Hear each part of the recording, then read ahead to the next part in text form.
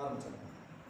கிறிஸ்து இயேசுக்குள் மிகவும் அன்பாக அழைக்கப்பட்ட சகோதர சகோதரிகளே, இந்த நாளில் கூட நமது வாழ்க்கையில் ஒரு நாளை கூட கொடுத்து பிதாவிய தேவனையும் ஆண்டவரை இயேசு கிறிஸ்துவையும் துதிக்கும் ஸ்தோத்திர நேரத்தை தந்ததற்கு நான் நன்றிகளை துதிக்கும் ஸ்தோத்திரங்களை எடுத்துக்கொண்டு, அது மட்டுமல்லாமல் காரைக்குடி சபையின் அன்பின் வாழ்த்துக்களை நமது சபை மக்கள் அனைவருக்கும் தெரிவித்துக் கொள்கிறோம். இந்த நாளில் கூட நம்ம என்ன பாடம் பார்க்க போறோம் அப்படின்னா, கடந்த சில வாரங்களாகவே உடல் வேதாகம வகுப்பு அப்படிங்கிற மாதிரி உன்னத பாடம் இப்போ நம்ம பார்த்துட்டு இருக்கிறோம். இன்னைக்கு அதன் அடிப்படையில் உன்னத பாட்டு நம்ம எந்த பார்க்க போறோம் அப்படின்னு பார்க்கும்போது, உன்னத பாட்டு புஸ்தகம் 6வது பாகத்தில் நம்ம கடந்து போகிறோம். லாஸ்ட் 5 சப்ஜெக்ட் பார்த்துருக்கோம். இன்னைக்கு 6வது பாகத்துக்குள்ள நம்ம கடந்து போகிறோம். ஸோ லாஸ்ட் வீக் நம்ம எதோட முடித்தோம் அப்படின்னு பார்த்தோம் அப்படின்னா, மணவாளன் மீதான அன்பின் தேடல் அப்படிங்கிற சப்ஜெக்டோட பார்த்து முடித்தோம். அப்படிங்கிற பார்த்து நம்ம முடித்தோம். ஸோ அந்த பாட்டில் நம்ம பார்த்த விஷயம் என்னன்னா, மணவாட்டி மணவாளனை எதிர்பார்த்து மணவாளன் செலுத்தின அன்பை வந்து தாங்கிக் கொள்ள முடியாம அந்த அன்புக்கு நம்ம திருப்பி என்ன செலுத்த போறோம் அப்படிங்கிற ஒரு எக்ஸ்பெக்டேஷனோட அந்த அம்மா காத்துட்டு இருக்கிற மாதிரியான ஒரு அன்பு. அதை எப்படின்னா, அது எப்படி முடிச்சோம் அப்படின்னு பார்க்கும்போது, அதில் கடைசியாக என்ன வசனம் வாசிச்சோம்னா, எருசலேமின் குமாரத்திகளை பார்த்து தூங்கிட்டு இருக்கிற மணவாட்டி என்ன பண்ணிடாதீங்க, டிஸ்டர்ப் பண்ணிடாதீங்க அப்படிங்கிற பேஸ்ல அவர் ஒரு ஆர்டர் போட்ட மாதிரியான விஷயங்களை தான் நம்ம பார்த்துட்டு இருக்கோம். ஸோ நம்ம அந்த வாரம் பார்த்தோம்.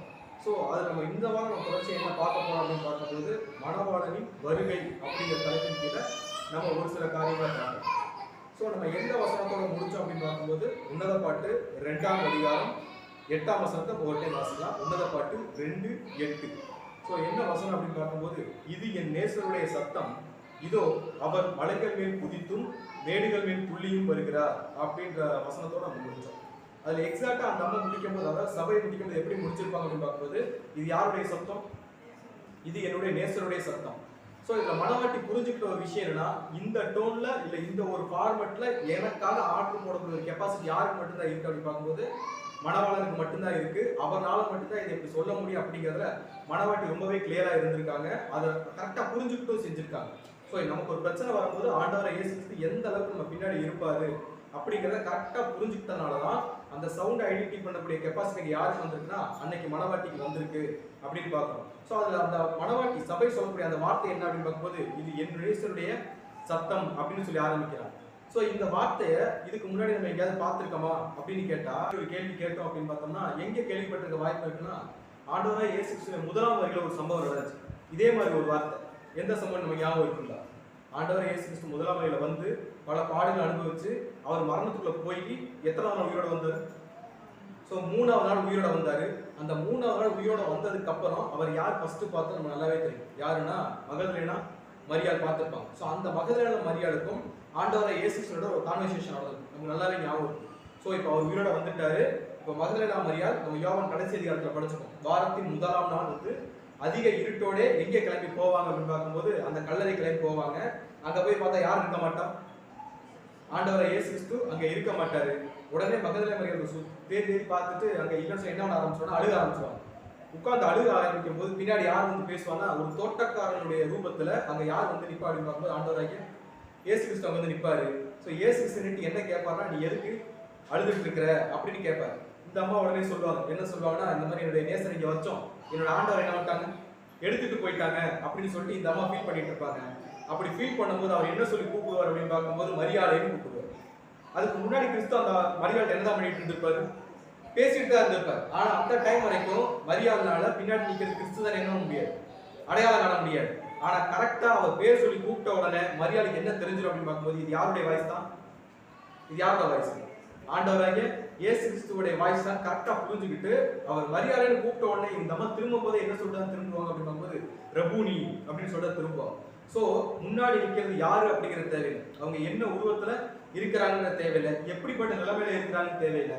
பட் அந்த கமெண்ட் சத்தியத்தின்படி இருந்தா பேசுறது யார் மட்டும்தான்.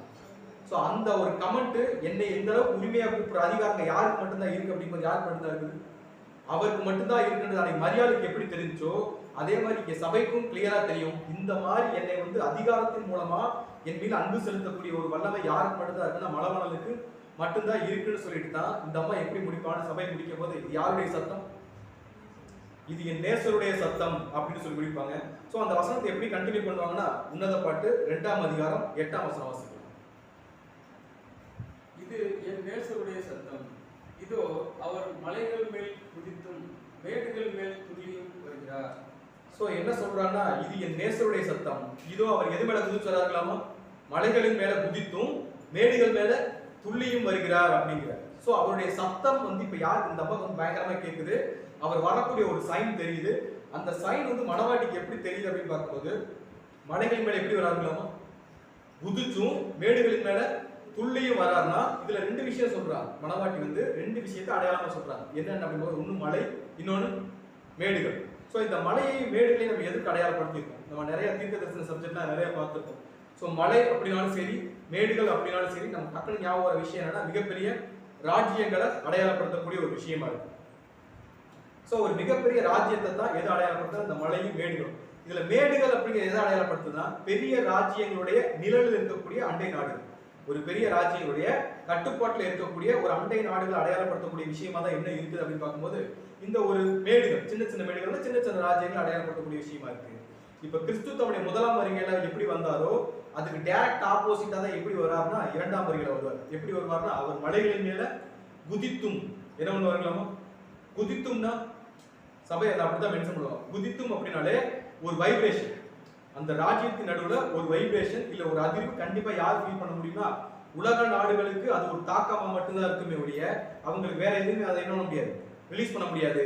ஆனா அதாவது கிறிஸ்துவை பின்பற்றக்கூடிய சபை பிள்ளைகளுக்கு மட்டும்தான் அது யாருடைய சைனா தெரியும், மணவாளனுடைய வருகையின் சைனா தெரியும். சோ இவர் என்ன பண்றாருன்னா ஒரு வைப்ரேஷனை எங்க கிரியேட் பண்றாரு அப்படின்னு பார்க்கும்போது அவருடைய இரண்டாம் வருகையின் துவக்கத்தில். இப்ப இந்த இரண்டாம் அதிகாரத்துல இந்த கடைசி வரை நம்ம பார்த்தோம்னா இதுல ரெண்டு டைப் ஆஃப் பீரியடை பேசியிருப்பாங்க.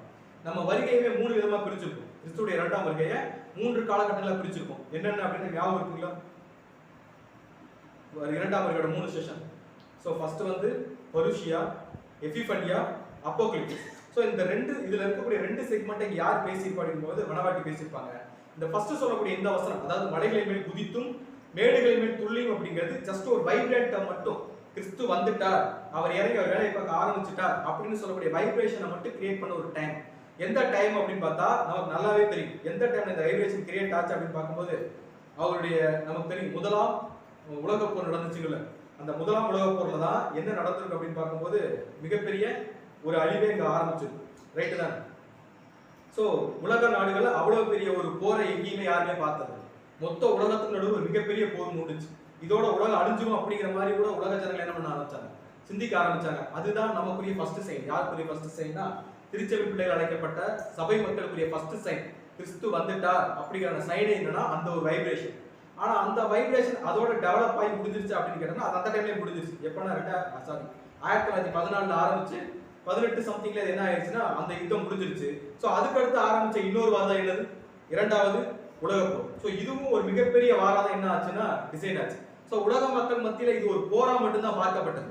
ஆனா கிறிஸ்துவ ஜனங்கள் மத்தியில மட்டும்தான் இது எதுவா பார்க்கப்பட்டதுன்னா ஆண்டவராகிய இயேசு கிறிஸ்துவின் வருகைக்குரிய அடையாளங்கள் அப்படின்னு. ஏன்னா நம்ம மத்தேயில படிச்சிருக்கோம், யுத்தங்களின் செய்திகளையும் நீங்கள் கேள்விப்படுவீர்கள் ஆனாலும் கலங்காதபடி எச்சரிக்கையா இருங்கள் அப்படிங்கிற அந்த ஒரு சைனு எங்க வந்து ரியலா நிறைவேற ஆரம்பிச்சு அப்படின்னு பார்க்கும்போது இந்த ஒரு டைம்ல முழு உலகத்துக்கும் நடுவில் ஒரு மிகப்பெரிய போர், ஒரு மிகப்பெரிய ஒரு பஞ்சம், ரொம்ப ஒரு டிராஜடியான பீரியடை எப்போ ஆரம்பிச்சு அப்படின்னு பார்க்கும்போது நமக்கு ஆரம்பிச்சிச்சு. ஸோ அந்த டயத்துல என்ஜாய் பண்ண ஒரு பர்டிகுலர் பீப்புள் யாருன்னா சபை மக்கள் மட்டும்தான். காரணம் என்ன, யாருக்கு உள்ள வந்துட்டது, கிறிஸ்து வந்துட்டார் அப்படிங்கிற சந்தோஷம் அங்க யாருக்கு மட்டும்தான் இருந்துச்சு அப்படின்னு பார்க்கும்போது சபை மக்கள் மட்டும்தான் இருந்துச்சு. சபை மக்களுக்கு தெரிஞ்ச இன்னொரு முக்கியமான ஒரு விஷயம் என்ன, இது நடக்கிறது யுத்தம் இல்ல, இது யாருடைய சத்தம், அவர் வந்துட்டேன்னு சொல்றதை எப்படிதான் சொல்லுவார்கள், மலைகளின் மேல் குதித்தும் மேடுகளின் மேல் துள்ளியும் தான் வரும். அவரோட சைனே இப்படிதான் இருக்கு. சோ நான் வர்றேங்கிறத எப்படிதான் சொல்லுவாருன்னா இப்படிதான் சொல்லுவாரு. சோ அன்னைக்கு இருந்தவங்களுக்கு அந்த மாதிரி ஒரு சைனு, இன்னைக்கு கரண்ட்ல வாழக்கூடிய நமக்கு ஒரு சைனு. லைவா நடக்கிற ஒரு யுத்தம், என்ன யுத்தம் நடந்துட்டு இருக்கு இப்ப, இஸ்ரேல் ரைட் தானே, இஸ்ரேலை சுத்தி பெரிய ஒரு போராட்டமே இங்க நடந்துட்டு இருக்குது அப்படின்னு பார்த்துட்டு இருக்கோம். சோ இதுவுமே நம்ம கண்ணு முன்னாடி நடக்கக்கூடிய எக்ஸாக்டான ஒரு விட்னஸ் தான். அதாவது நம்ம முன்னாடி பார்த்த கொரோனாவா இருக்கட்டும், இப்ப பார்க்கக்கூடிய இந்த ஒரு வாரம் இருக்கட்டும், இது எல்லாம் முக்கியமான சைனா எதுக்குரிய சைன் அப்படின்னு பார்க்கும்போது கிறிஸ்துடைய இரண்டாம் வருகையோட சமீபத்தில் அவருடைய பிரசன்ஸோட பீரியட்ல தான் இப்ப யார் உட்கார்ந்து இருக்கிறது. நம்ம 1914 நடந்த உலக போரை நம்ம பார்க்கலாம், ரைட் தான். அதே மாதிரி 30, 35, 38 நினைக்கிறேன். சோ அந்த டைம்ல நடந்த இரண்டாவது வேர்ல்டு வாரை நம்ம என்ன பண்ணல, பார்க்கல. ஆனா கண்ணு முன்னாடி ஒரு மிகப்பெரிய ஒரு வாரம் எங்கே நடந்துட்டு இருக்கு அப்படின்னு பார்க்கும்போது தேவனுடைய தீர்க்க தரிசனங்களின் நிறைவேறுதலின் முகமாக இப்ப இஸ்ரேல்ல ஒரு மிகப்பெரிய ஒரு வாரம் நடந்துட்டு இருக்கு.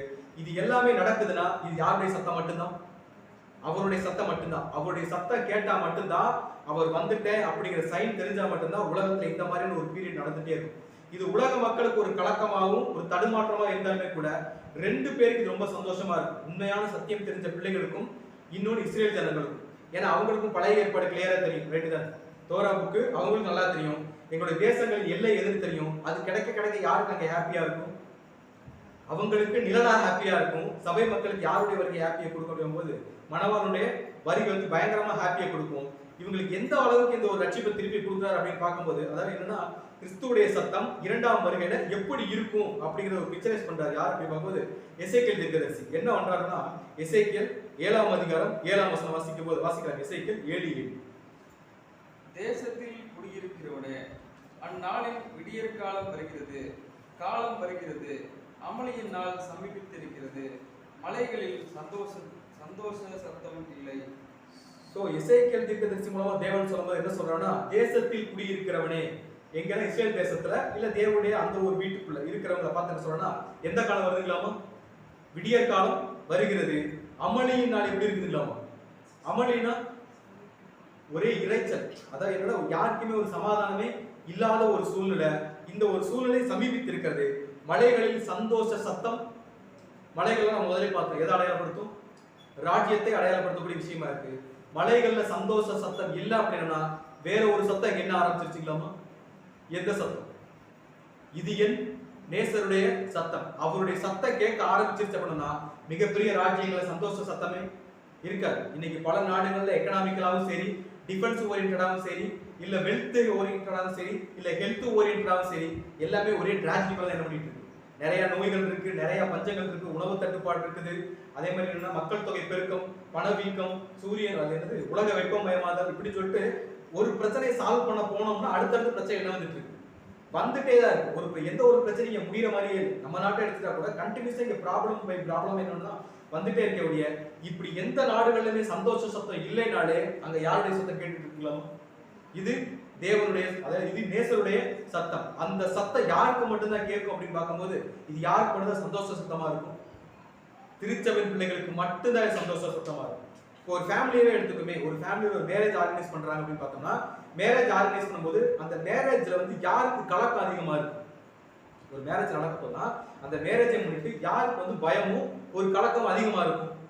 அப்படிமா அந்த மேரேஜ் சம்பந்தப்பட்ட வீட்டுக்காரங்க, அந்த அப்பாவோ இல்ல அந்த அம்மாவோ இல்ல அந்த குடும்பத்துக்கு காரணம் என்னன்னா ஒரு பெரிய கமிட்மெண்ட், நிறைய பொருட்கள் நடக்க போது அந்த ஃபண்டை என்ன பண்ணி ஆகும், ரெடி பண்ணி ஆகணும் ஒரு கமிட்மெண்ட். இதெல்லாம் ரெடி பண்ண வேண்டிய பொறுப்பு யாருன்னா அந்த குடும்ப தலைவருக்கும் குடும்ப தலைவிக்கு இருக்கும். ஆனா யாருக்கு ஹாப்பியா இருப்பாங்க?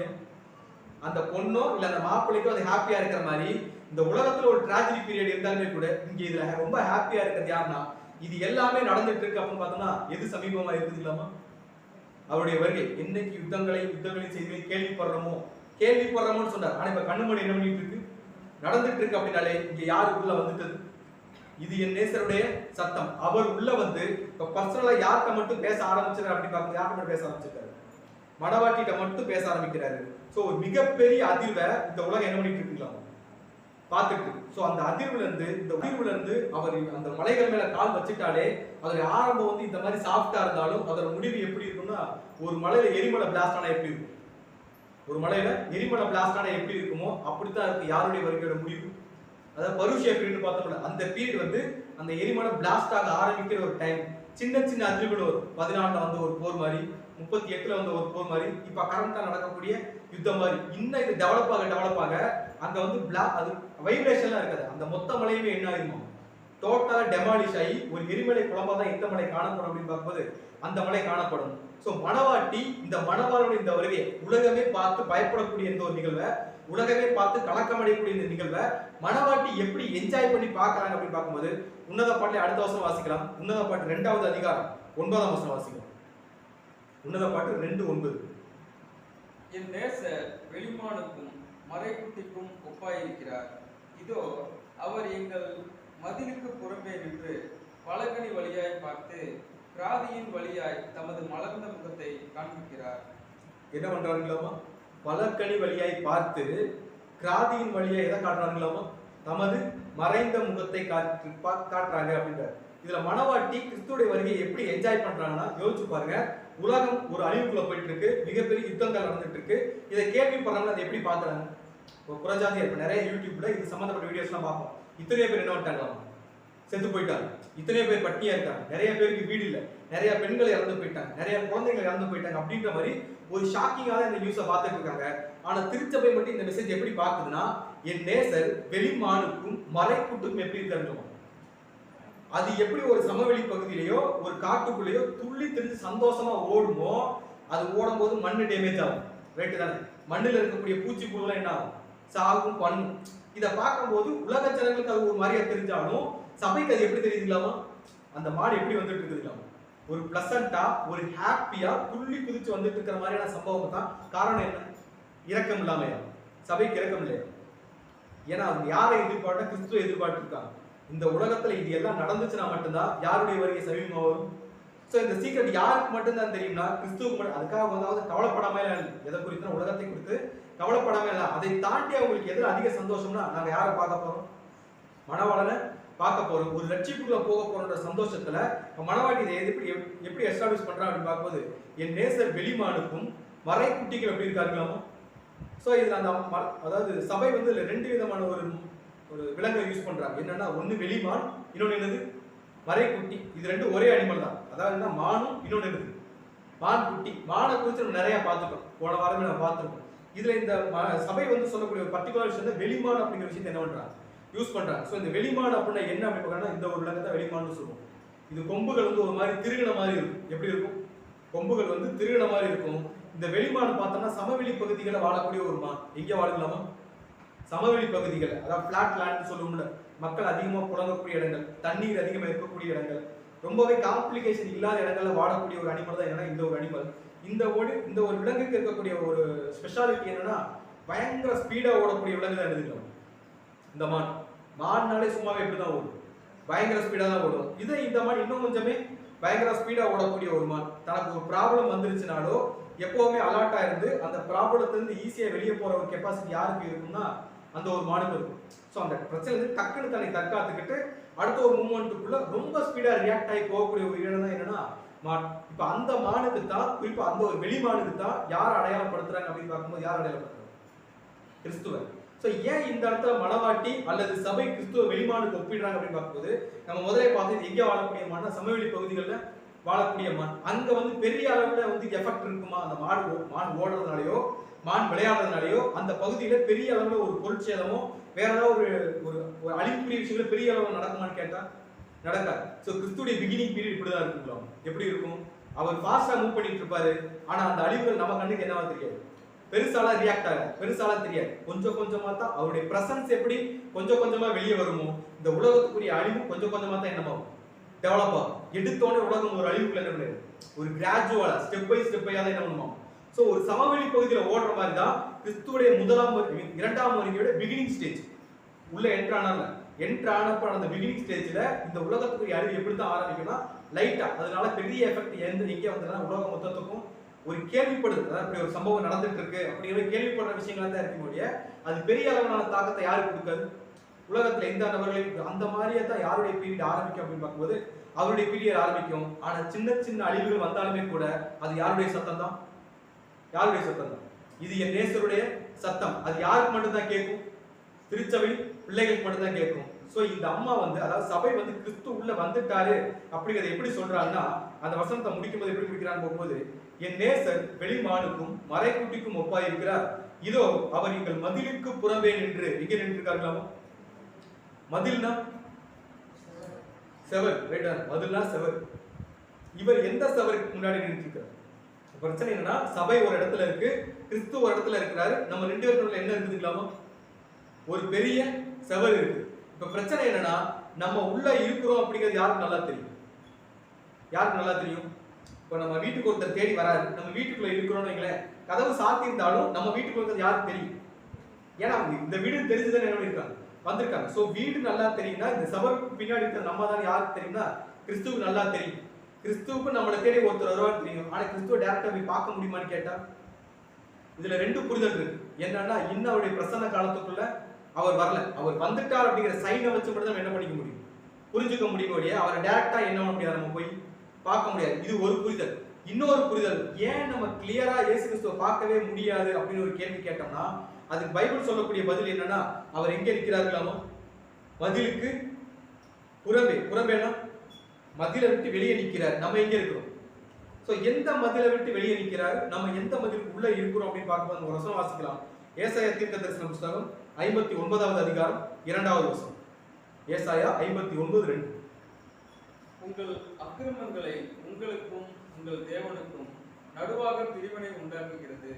உங்கள் பாவங்களே அவர் உங்களுக்கு செறிகூடாதபடிக்கு அவருடைய முகத்தை உங்களுக்கு மறைக்கிறது.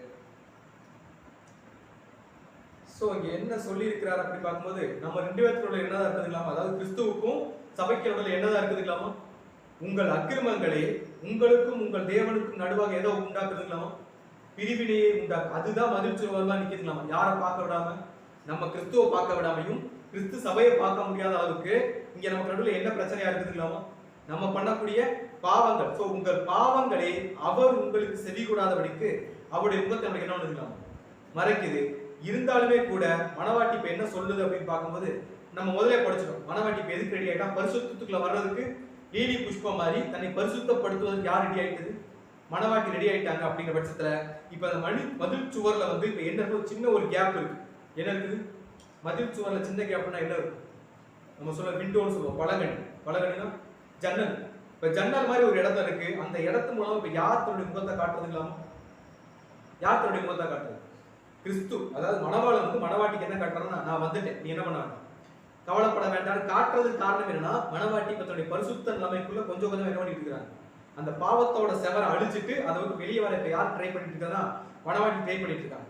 சோ நமக்கும் கிறிஸ்துவுக்கு நடுவில் இருக்க அந்த பாவ சூழல் இங்க என்ன அப்படின்னு பார்க்கும்போது இன்னைக்கு நமக்கு இருக்கக்கூடிய இந்த உலக ஆசைகள், நமக்கு எனக்கு என்ன இருக்குதுங்களாமோ, நிறைய உலக ஆசைகள், உலக கவலைகள், இது எல்லாமே யாருக்கு இருக்குது, யாருக்கு தான் இருக்குது, சொந்தத்தை குறிச்ச கவலை, நம்ம உடம்பை குறிச்ச ஒரு கவலை, நம்முடைய வசதி வாய்ப்பை குறிச்ச கவலை, நம்முடைய குழந்தைகளை குறிச்ச ஒரு கவலை, பண தேவைகளை குறித்த கவலைன்னு சொல்லிட்டு இதுதான் நமக்கு மேஜரா இருக்க ஒழிய கிறிஸ்துவை குறித்த சிந்தனையோ அவர் கூட எப்படி டிராவல் பண்ணணும் அப்படிங்கிற மெச்சூரிட்டியான ஒரு ஐடியாவோ நமக்கு இருக்கிறதா ஒரு கேள்வி கேட்டோம்னா, சோ இந்த எல்லாமே அதாவது உலகம் சம்பந்தப்பட்ட உலக இச்சையாக இருந்தாலும் சரி, அதாவது கண்களின் இச்சை, மாமிசத்தின் இச்சை, ஜீவனத்தின் பெருமை, இதுதான் நமக்கு முன்னாடி என்ன நிக்குதுங்களாமா, என்னவா நிக்குதுங்களாமா, ஒரு செவுரு மாதிரி நிக்குதுங்களாமா. யாரை பார்க்க முடியாம, யாரை பார்க்க முடியாம.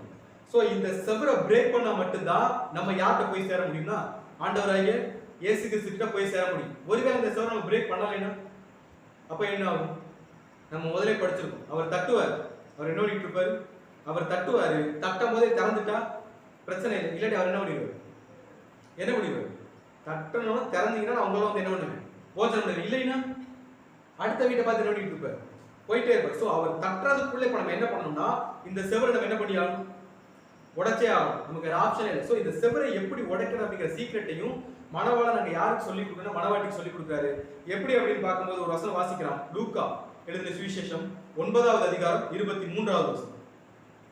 லூக்கா 9:23. பின்பு அவர் எல்லாரையும் நோக்கி, ஒருவன் என் பின்னே வர விரும்பினால் அவன் தன்னைத்தான் வெறுத்து தன் சிலுவையை அனுதினமும் எடுத்துக்கொண்டு என்னை பின்பற்ற கடவன்.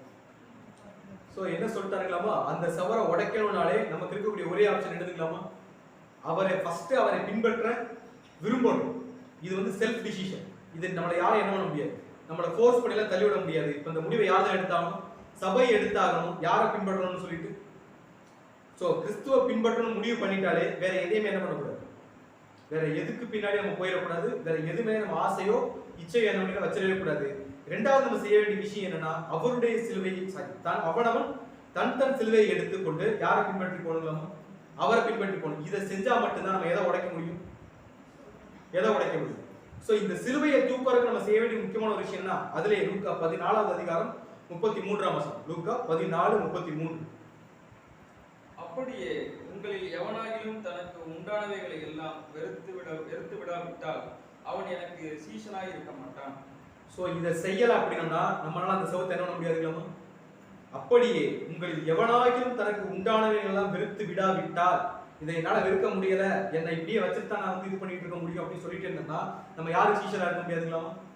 சோ கிறிஸ்து நம்மள மனவாட்டியா சூஸ் பண்ணிட்டார். நம்ம மனவாட்டியா இருக்கணுமா இல்லையாங்கிறத யார் முடிவு பண்ணியாகணும், யார் முடிவு பண்ணியாகணும். சோ இந்த முடிவை என்னைக்கு மனவாட்டி எடுக்குதோ, எந்த முடிவை, இந்த செவரை நான் பண்ணிட்டேன், உடைக்க ரெடி ஆயிட்டேன், பாதி உடைச்சிட்டா மட்டும்தான் என்ன கிரியேட் ஆகும், ஒரு ஹோல், ஒரு ஜன்னல் ஒரு கிரியேட் ஆகும். இப்ப அந்த ஜன்னலை இப்ப மணவாட்டி உடைக்க ரெடி பண்ணிட்டாங்க. உடைச்சதுனால இப்ப யாருடைய முகம் தெரியுதுலாமோ?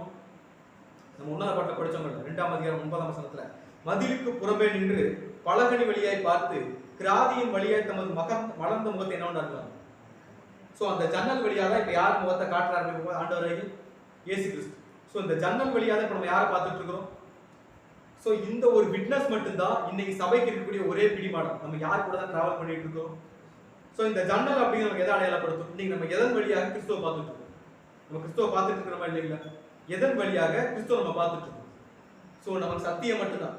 இன்னைக்கு நம்ம எதன் வழியாக? சத்தியத்தின் வழியா மட்டும்தான் நம்ம யாரை பார்த்துட்டு இருக்கோம் அப்படின்னு பார்க்கும்போது, ஆண்டவராகிய இந்த சத்தியத்தினுடைய தீர்க்க தரிசனங்கள் நிறைவேறியதன் மூலமா யாருடைய பிரசன்ஸ் தெரியுது? உலகத்துல யாருக்குமே தெரியாத சீக்ரெட்ஸ், உலகத்துல என்ன நடந்துட்டு இருக்கு, என்ன நடந்துச்சு, என்ன நடக்க போகுது அப்படிங்கிற சீக்ரெட் யாருக்கு தெரியும்? நமக்கு தெரியும். சபை எப்ப நிறைவேறி முடியும், என்னென்ன தீர்க்க தரிசனங்கள் நடந்திருக்கு, என்னென்ன தீர்க்க தரிசனங்கள் நடக்க போகுது அப்படிங்கிற எல்லா சீக்ரெட்டையுமே இந்த ஜன்னலுக்குள்ள இருந்து யார் நமக்கு சொல்லி கொடுத்துட்டு இருக்கலாமா? மலர்ந்த முகத்தைனா, சோ அவர் ஒரு பிரசன்ட், நான் வந்துட்டேன், இது எல்லாமே என்ன பண்ணிட்டு இருக்கு, நடந்துட்டு இருக்கு. இன்னும் கொஞ்ச நாள் இந்த மொத்த சவறு என்ன ஆயிருக்கு, இந்த மொத்த சவறு உடைஞ்சு நான் என்ன பண்ணிடுவேன், உன்னை கூட்டிட்டு போயிருவேன் அப்படிங்கிற ஒரு கான்ஃபிடென்ட்டை கொடுக்கறதுக்கான ஒரு விஷயம் என்னன்னா, நம்மளை சுத்தி நடக்கக்கூடிய இந்த தீர்க்க தரிசனங்களும் இந்த வாக்குத்தத்தை நிறைவேறுதல். இதை என்னைக்கு நம்ம சரியா புரிஞ்சுக்கிட்டு அந்த வாக்குத்தத்தங்கள் நிறைவேறத புரிஞ்சுக்கிட்டு நம்ம கிறிஸ்து பின்னாடி போறதுக்காக நம்முடைய பாவங்களை உடைக்கிறோமோ, அன்னைக்கு நம்ம யார்கிட்ட போய் சேர முடியுங்களா? ஆண்டவராகிய இயேசு கிறிஸ்து கிட்ட போய் சேர முடியுங்கிற புரிதல் யாருக்கு வரணும்னா, அங்க மணவாட்டிக்கு வந்துருச்சு. எங்க? உன்னத பாட்டு 2ஆம் அதிகாரத்திலேயே சபைக்கு வந்துருச்சு. இங்க நமக்கு வந்துருச்சு. ஒரு கேள்வி கேட்டோம்னா, வந்துட்டா நம்ம சபையா மாறிடலாம், நம்ம சபத்தை என்ன பண்ணிடலாம், இந்த மதில் சுவரை ஈஸியா பிரேக் பண்ணிடலாம். இல்லைன்னா இந்த சவுத்துக்களை நம்ம மாட்டிக்குவோம், அவர் கிளம்பி என்ன பண்ணிருக்காரு, போயிடுவார். ஸோ அந்த ஒரு தவறை யார் பண்ணிடக்கூடாது அப்படின்னு பார்க்கும்போது அவர் பண்ணிடக்கூடாது. ஸோ இந்த செவரை பிரேக் பண்ண வேலையை சபை ஆரம்பிச்ச உடனே, இல்ல பாவத்துல இருந்து வெளியே வரக்கூடிய முயற்சிகளை சபை ஆரம்பிச்ச உடனே, இல்ல அவர் தன்னுடைய சிலுவையை தூக்கி கொண்டு கிறிஸ்துவை பின்பற்ற ஆரம்பிச்ச உடனே கிறிஸ்து சபைக்காக சொல்லக்கூடிய ஒரு வார்த்தை என்ன அப்படின்னு பார்க்கும்போது, உன்னத பாட்டு 2ஆம் அதிகாரம் 10ஆம் வசனம். உன்னத பாட்டு 2:10. என் நேசர் என்னோட பேசி, என் பிரியமே என் ரூபவதியே எழுந்து வா. சோ என்ன சொல்றாருலாமோ, என்னைக்கு சபை தன்னை முழுமையா கிறிஸ்துவுக்கு அர்ப்பணிக்க ரெடி ஆகுதோ, என்னைக்கு சபை தன்னுடைய பாவங்கள் முழுசா வெளியே வர்றதுக்கு ரெடி ஆகுதோ, அன்னைக்கு தான் அவர் என்ன சொல்றாருலாமா, என் நேசர் என்னோட பேசி, என் பிரியமே என் ரூபவதியே நீ என்னவா எழுந்து வா. நம்மளை எப்ப கூப்பிட்டாரு? இதே மாதிரி ஒண்ணு நம்ம உலகத்துக்குள்ள இருக்கும்போது நம்மளை கூப்பிட்டு வந்துதான், என் பிதா ஒருவனை இருக்க அழைத்துக் கொள்ளாவிட்டால் அவன் யாருக்கு வரமாட்டான். அங்க ஒரு டைம் கூப்பிட்டார், ரைட் தானே? அங்க ஒரு டைம் கூப்பிட்டார். அடுத்து எப்ப கூப்பிடுவார் அப்படின்னு கேட்டோம்னா, நமக்கு ரொம்ப ஃபெமிலியரான ஒரு வசனம் இருக்கு. என்ன அப்படின்னு பார்க்கும்போது, இந்த சம்பவத்துல 2 புரிதல் இருக்கு. ஒரு புரிதல் என்னன்னா, என் நேசர் என்னோட பேசி, என் பிரியமே என் ரூபவதியே எழுந்துவான்னு. எப்ப சபை எந்திரிக்கும்? எழுந்துவான்னு சொல்லிட்டாலே என்ன அர்த்தம்? நீ என்ன பண்ணு, எந்திரிச்சு வான்னு சொல்லிட்டாலே சபை எப்ப எந்திரிக்கும்னு கேட்கும். ஏதாவது ஐடியா இருக்கு?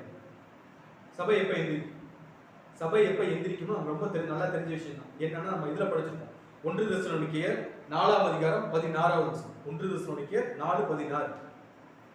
ஏனெனில் கர்த்தர் தாமே ஆரவாரத்தோடும் பிரதான தூதனுடைய சத்தத்தோடும் தேவ எக்காலத்தோடும் வானத்திலிருந்து இறங்கி வருவார். அப்பொழுது கிறிஸ்துவுக்குள் மரித்தவர்கள் முதலாவது எழுந்திருப்பார்கள். ஃபர்ஸ்ட் யார் எந்திரிப்பார்களாமா? அவர் எப்ப இரண்டாம் வகையில அவர் வந்துட்டார் அப்படின்னாலே கிறிஸ்துவுக்குள் முதலாவது மரித்தவர்கள் யார் எந்திரிச்சிருவாங்களாமா? சோ ஒரு கேட்டகரி பீப்புள் என்ன பண்ணிட்டாங்க, எந்திரிச்சாங்க, ரைட் தானே? கிறிஸ்துவுடன் மரித்தவர்கள் எது வரைக்கும்? கிறிஸ்து எப்ப 2ஆம் வகையில தான் நல்லா தெரியும், ரைட் தானே? 1874 வந்துட்டார் அப்படின்னா, அவர் வந்த கொஞ்ச டைமுக்குள்ளேயே அவருக்குடைய யார் ஃபர்ஸ்ட் அவர் எழுப்பிட்டார்? அவருக்குள் மரித்த பரிசுத்தவான்கள் அவரோட கூட முதல்ல எந்திரிச்சிட்டாங்க. யார்? அவரை சொன்ன வச்சு என்னன்னா, என் பிரியமே நீ என்ன பண்ணு, என் நேசரை என்னோட பேசி, என் பிரியமே என் ரூபவதியே எழுந்து வா. இப்ப நான் எப்படி வந்திருக்கிறேன்னா, அடிமையா வரல. யாரு? ஆண்டவர் இயேசு கிறிஸ்து தம்முடைய 2ஆம் வகையில் எப்படி வரல? அடிமையா வரல. தம்முடைய இக்கால சத்தத்தோடும் ஆரவாரத்தோடும் எல்லா தூதர்களுடன் பிரதான தூதருடைய சத்தத்தோடு யார் இருக்காங்க? பிரதான தூதருடைய சத்தம் தான். பிரதான தூதன் தான் யாரு? நமக்கு நல்லாவே தெரியும், மைக்கேல். தானியேல் 12ஆம் அதிகாரம் 1ஆம் வசனத்துல பிரதான தூதன் மிகாவேல் அக்காலத்துல என்ன பண்ணுவான்? எழும்புவான்னு சொல்லிப்பார். சோ அவருடைய சத்தத்துக்கும் ஒரு வேல்யூ இருக்கு. கிறிஸ்துவோட சத்தத்துக்கும் மைக்கேலோட சத்தத்துக்கும் வித்தியாசம் தெரியும். கிறிஸ்துவோட சத்தம் ரொம்ப சாஃப்டானது, ஏன்னா அவர் அன்பின் ரூபம், ரைட் தானே? ஆனா மைக்கேல் வல்லமை. மைக்கேல் யாருன்னா தேவனுடைய ரைட் ஹேண்ட், அவருடைய வலது பார்சத்தில் இருக்கக்கூடிய தேவனுடைய கிரியை, அவர் யோவான படிப்போம், ஆதியிலே வார்த்தை இருந்தது, அந்த வார்த்தை தேவனிடத்தில் இருந்தது, அந்த வார்த்தை தேவனுடையதா இருந்தது படிக்கணும். ஸோ அந்த ஒரு விஷயம் தேவனுடைய கிரியையா இருந்ததா யாருன்னா ஒரு வல்லமையோட முழு ஒரு உருவம் தான் யார் அப்படின்னு பார்க்கும்போது பிரதான தூதனாகிய மிகாவேல். ஸோ அவருடைய சவுண்டோட வேல்யூ வேற. அவர் ஒரு வார்த்தை சொல்லிட்டாலே அது எப்படி நம்ம பழைய ஏற்பாட்டில் படிச்சிருக்கோம், அக்னி ஸ்தம்பம், மேகஸ்தம்பம், அதோட வேல்யூ அதை வந்து கற்பனையை நம்மளால பண்ண முடியாது, பண்ணவே முடியாது. 50 லட்சம் பேர் ஏறக்குறைய 24 லட்சம் பேர் பிளஸ் எகிப்துல இருந்து வந்த ஜனங்கள் பிளஸ் புறஜாதியான ஜனங்கள் ஏறக்குறைய 50 லட்சம் பேர் டிராவல் பண்ணவங்களுக்கு டேல ஃபுல்லா நிழல் தானே மேகஸ்தம்பம், அவ்வளோ பேருக்கு முன்னாடி சன்லைட் படாம அவங்கள கூட்டிட்டு போன ஒரு விஷயம். நைட்டு ஃபுல்லா குளிர் தெரியாம 50 லட்சம் பேரை ப்ரொடெக்ட் பண்ண ஒரு அக்னி ஸ்தம்பம்னா அது எவ்வளவு பெருசா இருந்தது, நம்மளால கற்பனை பண்ண முடியாது, பண்ண முடியாது. பிரச்சனை என்னன்னா இவ்வளவு ஒரு அக்னி ஸ்தம்பம் இருந்து அவங்க யாருக்கும் என்ன பண்ணல. தானியல் லைஃப் ஷீட்ல படிச்சிருக்கோம், சாத்ராக்கு மேஷாக் ஆபேத்நேகோ அவங்க நெருப்புக்குள்ள இருந்தாலுமே கூட தூக்கி போட போனவங்க செத்து போயிட்டாரு. ஆனா உள்ள இருந்தவங்களுக்கு என்ன ஆகும், ஒண்ணுமே ஆகல. அந்த நெருப்போட வேல்யூ ரைட் தான். அந்த நெருப்பு பக்கத்துல போனவங்க செத்து போயிட்டாங்க, ஆனா நெருப்புக்குள்ள இருந்தவங்க என்ன ஆகும். ஸோ மைக்கோட சவுண்டுக்கு, அதாவது மிகாவேல் தூதனுடைய சவுண்டுக்கு ஒரு வேல்யூ இருக்கு. அந்த சவுண்டை இப்ப எங்க யூஸ் பண்றாருன்னா இங்க யூஸ் பண்றாரு. ஸோ சொல்லுங்க கல்லறைகளும் திறந்தன்னு சொல்லிட்டு முதலாவது அவருக்குள் மறுத்த பரிசுல என்ன ஃபர்ஸ்ட் எந்திரிச்சு வந்துட்டாங்க. ரெண்டாவது ஒரு சவுண்டு, என் பிரியமே என் ரூபவதி என் இனவன். இந்த சவுண்ட் அவர் யாருக்கு கொடுக்கிறார் அப்படின்னு பார்க்கும்போது வெளிப்படுத்தின விசேஷம் 3வது அதிகாரம் 20வது வசனம். வெளிப்படுத்தின விசேஷம் 3:20. இதோ வாசற்படியிலே நின்று தட்டுகிறேன், ஒருவன் என் சத்தத்தை கேட்டு கதவை திறந்தால் அவனிடத்தில் நான் பிரவேசித்து அவனுடைய போஜனம் பண்ணுவேன், அவனும் என்னுடைய போஜனம் பண்ணுவான். இப்ப எங்க நிக்கிறாருங்களாமா, மதில் சுவருக்கு வெளியே, கதவுக்கு வெளியே என்ன பண்ணிருக்காங்களாமா, தட்டிட்டு இருக்கிறாரு. தட்டும் போதே மணவாட்டி இந்த மதில் சுவரை உடைச்சு இல்ல கதவை திறந்து இன்வைட் பண்ணிட்டாங்க அப்படின்னா எந்த பிரச்சனையுமே இல்லை. நம்ம இதுலயே படிச்சிருக்கோம், என்ன சொல்லிருப்பானா, மணவாளன் வந்து தட்டும் போது நான் இப்பதான் ஃப்ரீ ஆயிட்டு படுக்க போயிட்டேன், என் ட்ரெஸ் எல்லாம் என்ன பண்ணிட்டேன் கழட்டி வச்சுட்டேன், என்னால டக்குனு ரெடி ஆக முடியாது அப்படின்னு சொல்லிட்டு இருந்தோம்னா யார் போயிடுவோம், மணவாளன் கிளை போயிடுவார். இப்போ வந்து எங்க நிற்கிறாங்க, வாசற்படியில இருந்து நின்றுட்டு இருக்கிறார். முதல்ல சொன்ன சவுண்டு ஆரம்பத்துல நடந்து முடிஞ்சிருச்சு. எப்பன்னா கிறிஸ்துவின் முதல் 2ஆம் வருகை ஆரம்ப காலத்திலேயே அவருக்குள் மறுத்த பரிசுத்தவங்க எந்திரிச்சாங்க. ரெண்டாவது சொன்ன சவுண்ட் யாருக்குன்னா இப்ப யாருக்கு, கடைசி காலத்தில் உயிரோடு இருக்கக்கூடிய ஆவிக்குரிய திருச்சபைகள் இல்ல ஆவிக்குரிய இஸ்ரேல் ஜனங்களுக்கு, மாமிசத்துல ரிமைனிங் இருக்கக்கூடிய அவயவங்களுக்கு தான் இந்த சவுண்ட். என் பிரியமே என் ரூபவதி என் என்னவன் எழுந்து வா, நான் எங்கே வந்துட்டேன், வாசப்படியில வந்து நீ என்ன பண்ணிட்டு இருக்க, சும்மா நிகழ்லாம் இல்லை, தட்டுற எண்ணம் நான் வந்துட்டேங்கிற ஒரு எண்ணம் பண்ணிட்டு இருக்கிறேன், இன்டிமேட் பண்ணிட்டு இருக்கிறேன். நமக்கு இன்டிமேட் பண்றாங்களா இல்லைங்க? இன்னைக்கு உலகத்தில் நடக்கிற எல்லா பிரச்சனைகளுமே எதைத்தான் இன்டிமேட் பண்ணிட்டு இருக்குன்னா யார் உள்ள வந்துட்டது, யுத்தங்களையும் செய்திகளையும் என்ன பண்ணி கேள்விப்படுவீர்கள், ஆனாலும் கலங்காதபடி இது எல்லாம் நடந்தாதான் அவருடைய ராஜ்யம் எப்படி இருக்குங்களோ சமீபமா இருக்கும் அப்படின்னு சொல்லியிருக்காரு. ஸோ இப்போ வந்து தட்டவே ஆரம்பிச்சிட்டார், இன்டிமேட் பண்ண ஆரம்பிச்சிட்டார், சிக்னல் கொடுக்க ஆரம்பிச்சிட்டார். ஆனா அந்த சிக்னலை புரிஞ்சுக்கக்கூடிய பக்குவம் அந்த சபைக்கு இருந்துச்சு. இன்னைக்கு நமக்கும் இருந்துச்சுன்னா இந்த கதை உடனே யாரோட நம்ம போய் சேர்ந்துடலாம், அவர் கூட போய் சேர்ந்தோம். ஏன் இந்த இன்டிமேட் நம்ம பண்ணிட்டே இருக்கு அப்படின்னு பார்க்கும்போது அதுல அடுத்த வருஷம் வாசிக்கலாம். உன்னத பாட்டு 2ஆம் அதிகாரம் 11வது வசனம். உன்னத பாட்டு 2:11. இதோ மாரிக்காலம் சென்றது, மழை பெய்து ஒளிந்தது. என்ன சொல்லிட்டாங்களாமா, இதோ மாரிக்காலம் சென்றது, மழை பெய்து என்ன வச்சுக்கலாமா. ஸோ மாரிக்காலம் நமக்கு எதாவது அடையாளப்படுத்தும் பைபிள்ல. மாரிக்காலம் அப்படின்னாலே நமக்கு ஞாபகம் ஒரு விஷயம் இருக்கு, புரியல? துன்ப காலத்தை அடையாளப்படுத்தும். Right, மாரிக்காலம் 2 season அடையாளப்படுத்தும். ஒண்ணு என்னன்னா சத்தியம் அதிகமா கிடைக்கக்கூடிய ஒரு டைம், உபாகமத்துல படிச்சிருப்பாங்க. முன்மாரியும் பின்மாரியும் ஏற்ற காலத்துல என்ன பண்ணுவேன், வருஷிக்க பண்ணுவேன் உங்களுடைய விளைச்சலுக்கா அப்படின்னு சொல்லுவாங்க. ஸோ அது வந்து வசனத்துக்கும் தேவனுடைய சத்தியத்தை அடையாளப்படுத்தக்கூடிய விஷயம் இருக்கு. பட் உன்னத பாட்டு சொல்லக்கூடிய இந்த மாரிக்காலம் அப்படிங்கிறது எதை அடையாளப்படுத்துதுன்னா ஒரு உபத்திரவ காலத்துக்கு அடையாளப்படுத்துது. நம்ம எப்படி புரிஞ்சுக்கலாம்னா இது கூட ஒரு சப்ஜெக்ட் பார்த்துருக்கோம், கற்றுக்கொள்வோம்னு சொல்லிட்டு எறும்பை குறிச்சு சாலமோன் ராஜா சொல்லியிருப்பாரு. எறும்பை குறிச்சு என்ன சொல்லுவாங்க, எறும்புகளுக்கு போய் என்ன பண்ணுங்க நீங்க கத்துக்கங்க, அதுங்க கோடை காலத்துல சேர்த்து அறுவடை காலத்துல அது என்ன பண்ணிக்கோமா, நிறைய வேலை பார்த்து என்ன பண்ணிக்கணும் சேர்த்து வச்சுக்கோம்னா அப்ப என்ன சொல்ல வராரு, மழைக்காலம் கோடை காலத்துல சேர்த்து வைக்கிறதுனாலே மழை காலத்துல என்ன பண்ண முடியாது, வேலை செய்ய முடியாது. அதுங்களுக்கு சாப்பிட்ற ஃபுட்டு கிடைக்காதுன்னா அது எப்போ வேலை செஞ்சாலும், ஸோ கோடை காலத்துல வேலை செஞ்சாலும் அப்போ மழை காலத்துல பண்ண முடியாது, வேலை செய்ய முடியாது. ஒரு மிகப்பெரிய உபத்திரவ காலம் இங்கே இருக்குங்கிறத எதை அடையாளப்படுத்துன்னா இந்த ஒரு வருஷம். இதுல கிறிஸ்து சொல்லும்போது எப்படி சொல்றாருன்னா மாரிக்காலம் என்ன ஆயிடுச்சுங்களா, மாரிக்காலம் போயிடுச்சு. என்ன ஆயிடுச்சு, மாரிக்காலம் சென்றது, மழை பெய்து ஓய்ந்தது. ஸோ மாரிக்காலம் போயிடுச்சு, மழை என்ன ஆயிடுச்சுங்களா ஸோ நமக்கு மாரிக்காலம் எப்போ இருந்துச்சு? சபை மக்களுக்கு நமக்கு தெரியல. சபை மக்களுக்கு மாரிக்காலம் எப்போ இருந்துச்சு? நம்ம நிறைய பேசிக் செக்ஷன்லாம் கேட்டிருக்கோம். நமக்கு அதாவது சபைக்கு உபத்திரவ காலம் அப்படின்னா எப்போ இருந்துச்சு? ஏதாவது ஐடியா இருக்கு? நம்ம 7 சபையும் 7 தூதரும் சப்ஜெக்ட் படிச்சிருக்கோம். முதலாம் சபை, 2ஆம் சபை, 3ஆம் சபை. ஸோ அந்த டைம்லைன்ல பார்த்தோம்னா அந்த டைம்லைன் முக்கால்வாசி எப்படி தான் இருந்துச்சுங்களா? ஒரு மாரிக்காலமாக தான் இருந்துச்சு. அப்போ யாருக்கு மட்டும்தான் ஒரு நல்ல ஒரு பீரியடா இருந்துச்சுன்னா அவருடைய சீஷர்களுக்கு மட்டும்தான், கிறிஸ்துவை பின்பற்றின ஜனங்கள். அதுக்கு அவர் உபத்திரவம் பண்ணி அர்த்தம். மிகப்பெரிய உபத்திரவத்துக்குள்ள இருந்தாலே கூட அவர்கள் அவங்க வேலை என்ன பண்ணிட்டு இருந்தாங்க? செஞ்சுட்டு இருந்தாங்க. சத்தியமே கிடைக்காத காலங்களும் எப்படி இருந்துச்சுன்னா அன்னைக்கு இருந்துச்சு. ரைட் தானே? பைபிள் என்ன பண்ணி வச்சிருந்தாங்க? பேன் பண்ணி வச்சிருந்தாங்க. யாருமே என்ன பண்ணக்கூடாது, ஒரு குறிப்பிட்ட ஒரு மக்களை தவிர இல்ல ஒரு குறிப்பிட்ட சமூகத்தினரை தவிர வேற யாருமே எதை படிக்கிற அளவு கிடையாது. பைபிள் படிக்கிறதுக்கே அளவு கிடையாது. பைபிள் வந்து எங்களுக்கான சொத்து, நாங்க மட்டும்தான் படிக்கணும். அதை நாங்க படிச்சுட்டு எங்களுக்கு என்ன புரியுது அதை மட்டும் என்ன பண்ணணும், உங்களுக்கு சொல்லுவோம். நீங்க என்ன பண்ணி ஆகணும்?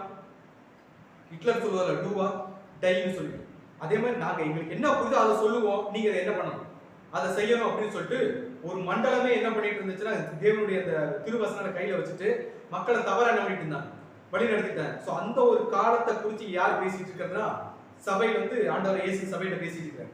நீங்க நினைச்சிட்டு இருந்த மாதிரியான ஒரு உபத்திரவ காலம் என்ன ஆயிருச்சு?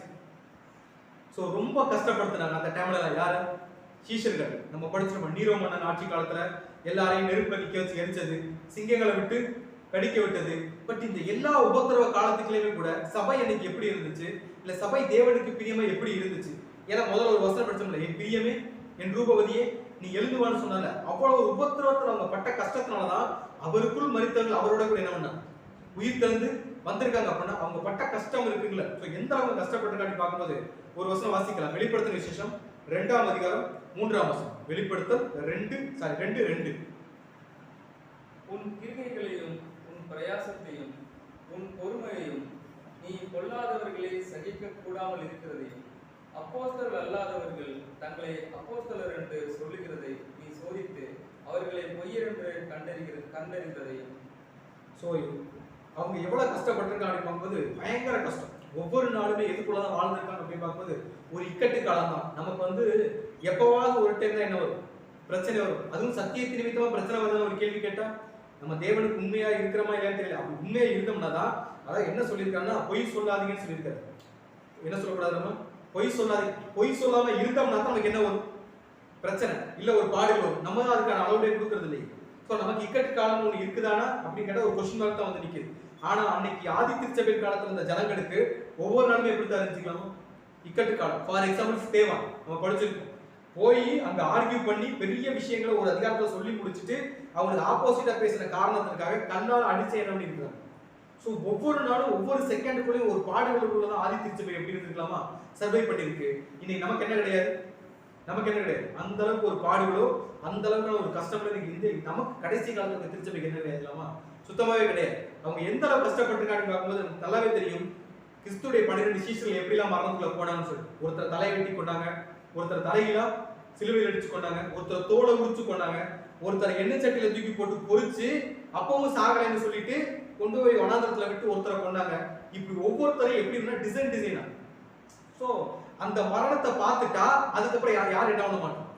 ஒருவேளை சீசருடைய காலத்தை நம்ம இருந்தோம்னு வைங்களேன், பேதுருவையா தலைகளை சிலுவையில் அறையும் போதோ, இல்ல தோமாவை ஈட்டியால குத்தும் போதோ, இல்ல யாக்கோப தலையை வெட்டும் போதோ கண்ணு முன்னாடி பார்த்துருந்தோம்னா அடுத்து நம்ம கிறிஸ்துவ ஊழியத்தை செஞ்சிருக்கும் போது ஒரு கேள்வி கேட்டோம்னா, ஏன்னா நீ பொய் சொல்லவே கூடாது, நீ உண்மையை சொல்றதுக்கே பயப்படும், துணிகரமா பொய் சொல்றோம், உண்மையை சொன்னா எங்கே பிரச்சனை வந்துருமோன்னு சொல்லிட்டு ஒரு பொய் சொல்றதை கூட நம்மளால நிறுத்த முடியல அப்படின்னா அன்னைக்கு அவ்வளவு பெரிய பனிஷ்மெண்ட் நடந்துட்டு இருக்கு அப்படின்னா அதுல இருந்து நம்மளால மேற்கொண்டு சர்வை பண்ணிக்க முடியும்னு ஒரு கேள்வி கேட்டா கண்டிப்பா முடியாது. இதை பார்த்து பயந்து எங்கேயாவது ஓடிவோம். ஆனா கடைசி வரைக்கும் அன்னைக்கு இருந்த சீஷர்கள் யாருக்கு உண்மையா இருந்தாங்கன்னா அவருடைய பிள்ளை தேவனுக்கு உண்மையா இருந்தாங்க. தேவனுக்கு நாங்க தான் பிள்ளைகள் அப்படிங்கிறத யார் ப்ரூவ் பண்ணி காட்டுறது அப்படின்னு பார்க்கும்போது அவங்க ப்ரூவ் பண்ணிக்காங்க. அதனால அவர் எப்படி சொல்றாருன்னா என் பிரியமே, என்ன சொல்றாங்களோ என் பிரியமே என் ரூபவதியே. நம்ம முதலே சொல்றோம் ரூபம்னாலே யாருடைய ரூபம், பிதாவாகிய தேவனுடைய ரூபத்தை கிறிஸ்துவுல பார்த்த மாதிரி இப்ப கிறிஸ்துவ நம்மள அந்த ரூபத்தை என்ன பண்ணியாகும், கிறிஸ்துவோடைய ரூபத்தை பார்த்தா மட்டும்தான் நமக்கு எங்கே ஆகணும்னா ராஜ்யத்துக்கு இல்லைன்னா. சோ அவர் சொல்லக்கூடிய விஷயம் அப்படின்னு பார்க்கும்போது வெளிப்படுத்தல் 2ஆம் அதிகாரம் 10ஆம் வசனம். வெளிப்படுத்தல் 2ஆம் அதிகாரம் 10ஆம் வசனம். நீ மரண பரியந்தம் உண்மையாயிரு, அப்பொழுது ஜீவகிரீடத்தை உனக்கு தருவேன். சோ கிளியரா சொல்லிட்டார். என்ன சொல்லிட்டார்னா நீ எப்படி உண்மையா இது வரைக்கும் கழுத்தை வெற்ற வரைக்கும் என்னவா தான் இருக்கும், தலைகளை சிலுவையில போடுற வரைக்கும் உண்மையா இருக்கும், தோலை உரிக்கிற வரைக்கும், தோலை உரிக்கிறதா நம்மளால இமேஜினே பண்ண முடியாது, ரைட்டு தான். தோலை உரிக்கிற வரைக்கும் என்னதான் பண்ணி ஆகும், உண்மையா இருந்தாலும் எண்ணெய் சட்டியில போட்டு அப்பவும் சாக்காம கொண்டே வனாந்தரத்தை விட்டு அப்படி குடும்பப்படுத்த மாதிரி எப்படிதான் இருந்தாலும் உண்மையா இருந்தாலும், இப்ப கல்லெறிஞ்சு கொண்டாலுமே கூட நம்ம கடைசி வரைக்கும் என்னதான் இருக்கும், உண்மையா இருந்தாலும். அப்படி இருக்கிறவங்க தான் கிறிஸ்துவுடைய கண்ணுக்கு எப்படி தெரியுமானா, என் பிரியமே, எப்படி சொல்லுவார்களாமோ, என் பிரியமே, என் ரூபவதி, என் இனவா, நீ இப்ப யாருடைய சரீரம் ஆயிட்டு, ஏன் சரீரம் மாட்டேன், என்னோட ப்ராப்பர்ட்டி ஆயிட்டு, இனிமேல் உனக்கா யார் போராடும், நான் போராடுவேன் அப்படிங்கிற ஒரு அந்த ஒரு ஸ்டேட் நம்ம போன வாரம் பார்த்தோம்ல மோசையை குறிச்சு. ஸோ இறப்புக்கு அப்புறமும் கிடைச்ச அந்த ஒரு ரட்சிப்பு மாதிரி தான் எனக்கு யாருக்கு கிடைச்சதுன்னா, முதலாம் அவருக்குள் மரித்தவர்கள் யார் உயிரோட வந்துருவாங்களாமோ, கிறிஸ்து கூட உயிரோட வரக்கூடிய வாய்ப்பு யாரு கொடுக்குறாங்கன்னா அவங்களுக்கு கொடுப்பாரு. என்னைக்கு முதலாவது மரித்தவர்களோட உயிரோட வந்தாங்களோ அவங்க பார்த்த ஃபர்ஸ்ட் ஒர்க் யாரு, யாரு, கிறிஸ்துவும் அவருடன் எழுந்த பரிசுத்தவான்களும் பார்த்த ஃபர்ஸ்ட் வேலை என்ன அப்படின்னு பார்க்கும்போது, உன்னத பாட்டில் அடுத்த வருஷம் வாசிக்கலாம், உன்னத பாட்டு 2வது அதிகாரம் 12ஆம் வசனம், உன்னத பாட்டு 2:12. பூமியிலே புஷ்பங்கள் காணப்படுகிறது, குருவிகள் பாடும் காலம் வந்தது, காட்டுப்புறாவின் சத்தம் நமது தேசத்தில் கேட்கப்படுகிறது. சோ என்ன சொல்லிட்டாங்களாமா, பூமியில என்ன காணப்பட ஆரம்பிச்சிருச்சுக்கலாமா, புஷ்பங்கள். புஷ்பங்கள்னா நம்ம ஆரம்பத்துல 2ஆம் அதிகாரம் பிகினிங்ல 2 பூவை பத்தி பார்த்தோம். ஒன்னு சாரோனி ரோஜா, இன்னொன்னு பள்ளத்தாக்கு லீலி புஷ்பம். ஆனா இங்க அப்படி பிரித்து சொல்லல சபை. அதாவது இங்க எப்படி சொல்றாரு போது, பூமியில என்ன காணப்படுதுங்களாமா, புஷ்பங்கள்னால என்ன அர்த்தம்னா ரேண்டமா சொல்றாரு. எப்படி சொல்றாரு, ரேண்டமா நிறைய ஃப்ளவர்ஸ் இருக்காது. எத்தனை இருக்குலாமா, நிறைய ஃப்ளவர்ஸ் இருக்கு. இந்த ஃப்ளவர்ஸ் எல்லாம் யாரு பாக்குறது அப்படின்னு பார்க்கும்போது யாரு பாக்குறதுங்களாமா, யாரு பாக்குறது, கிறிஸ்து பாக்குறாரு. சோ அவங்க உயிர்த்தோட வந்து இங்க வந்து பார்த்த வேலையில இங்க அநேக பூக்கள் தோன்றுச்சுங்களாமா. எத்தனை பூக்கள்ங்களாமா, இந்த பூக்கள் எதை அடையாளம், பூக்கள்னால எதை அடையாளப்படுத்தும், ரோஜாவும் ஒரு பூ தான், லீலி புஷ்பமும் ஒரு பூ தான். இந்த 2 பூவும் எதை அடையாளப்படுத்தும், தாமம், சபை, ரைட் தானே. கிறிஸ்துவின் பின்னாடி செல்லக்கூடிய ஊழியர்கள் அடையாளப்படுத்தக்கூடிய விஷயமா இருக்குன்னா, இப்ப பூக்கள்னால எதை அடையாளப்படுத்தும், கிறிஸ்துவை நேசிக்கக்கூடிய ஒரு ஜனங்கள். இன்னைக்கு கிறிஸ்துவை நேசிக்கக்கூடிய ஜனங்கள் எவ்வளவு பேர் இருக்கிறாங்க அப்படின்னு பார்க்கும்போது, நம்ம ஃபர்ஸ்ட் சீரிஸ்லயே பார்த்தோம், ஏறக்குறைய 45,000 டினாமினேஷன். எத்தனை டினாமினேஷன், இதுல ஏதோ ஒண்ணுதான் ரோஜா, எத்தனையோ புஷ்பங்கள் இருந்தாலும் ஏதோ ஒண்ணுதான் ரோஜா, ஏதோ ஒண்ணுதான் லீலி புஷ்பம். ஆனா பூக்கள் இங்க எத்தனை இருக்குங்களா, இந்த உலகம் மொத்தம் நிறைய கிறிஸ்தவர்கள். இந்த டினாமினேஷன் எப்ப ஆரம்பிச்சு பார்க்கும்போது, ஆரம்ப காலகட்டங்களில் பார்த்தோம்னா கொஞ்சம் பேர் தான். யாரும் முதல்ல வந்து 12 அப்போஸ்தலர்கள் இருந்தாங்க, அதுக்கப்புறம் அவங்கள பின்பற்றினவர் இருந்தாங்க. அப்புறம் கான்ஸ்டன்டைன் காலத்துல இந்த மதம் வந்து ரிலீஜியஸ், அது கவர்மெண்ட் பொலிட்டிக்கல் மதமா மாறிச்சு. ஸோ அதுக்கப்புறம் பீப்புள் டெவலப் பண்ணாங்க.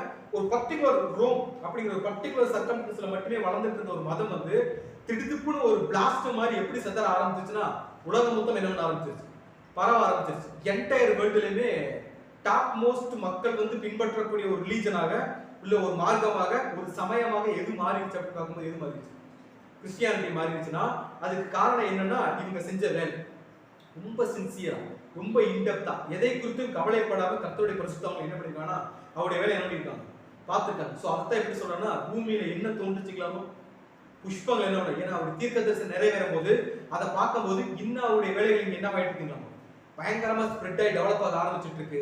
ஸோ இது யாருக்கு ரொம்ப ஹாப்பியா இருக்கு அப்படிங்கும்போது, ஆண்டவராகிய இயேசு கிறிஸ்துவுக்கு பயங்கர ஹாப்பியா இருக்கு. பூமியில நிறைய புஷ்பங்கள் என்ன ஆயிட்டு தோண்டி இருக்கு.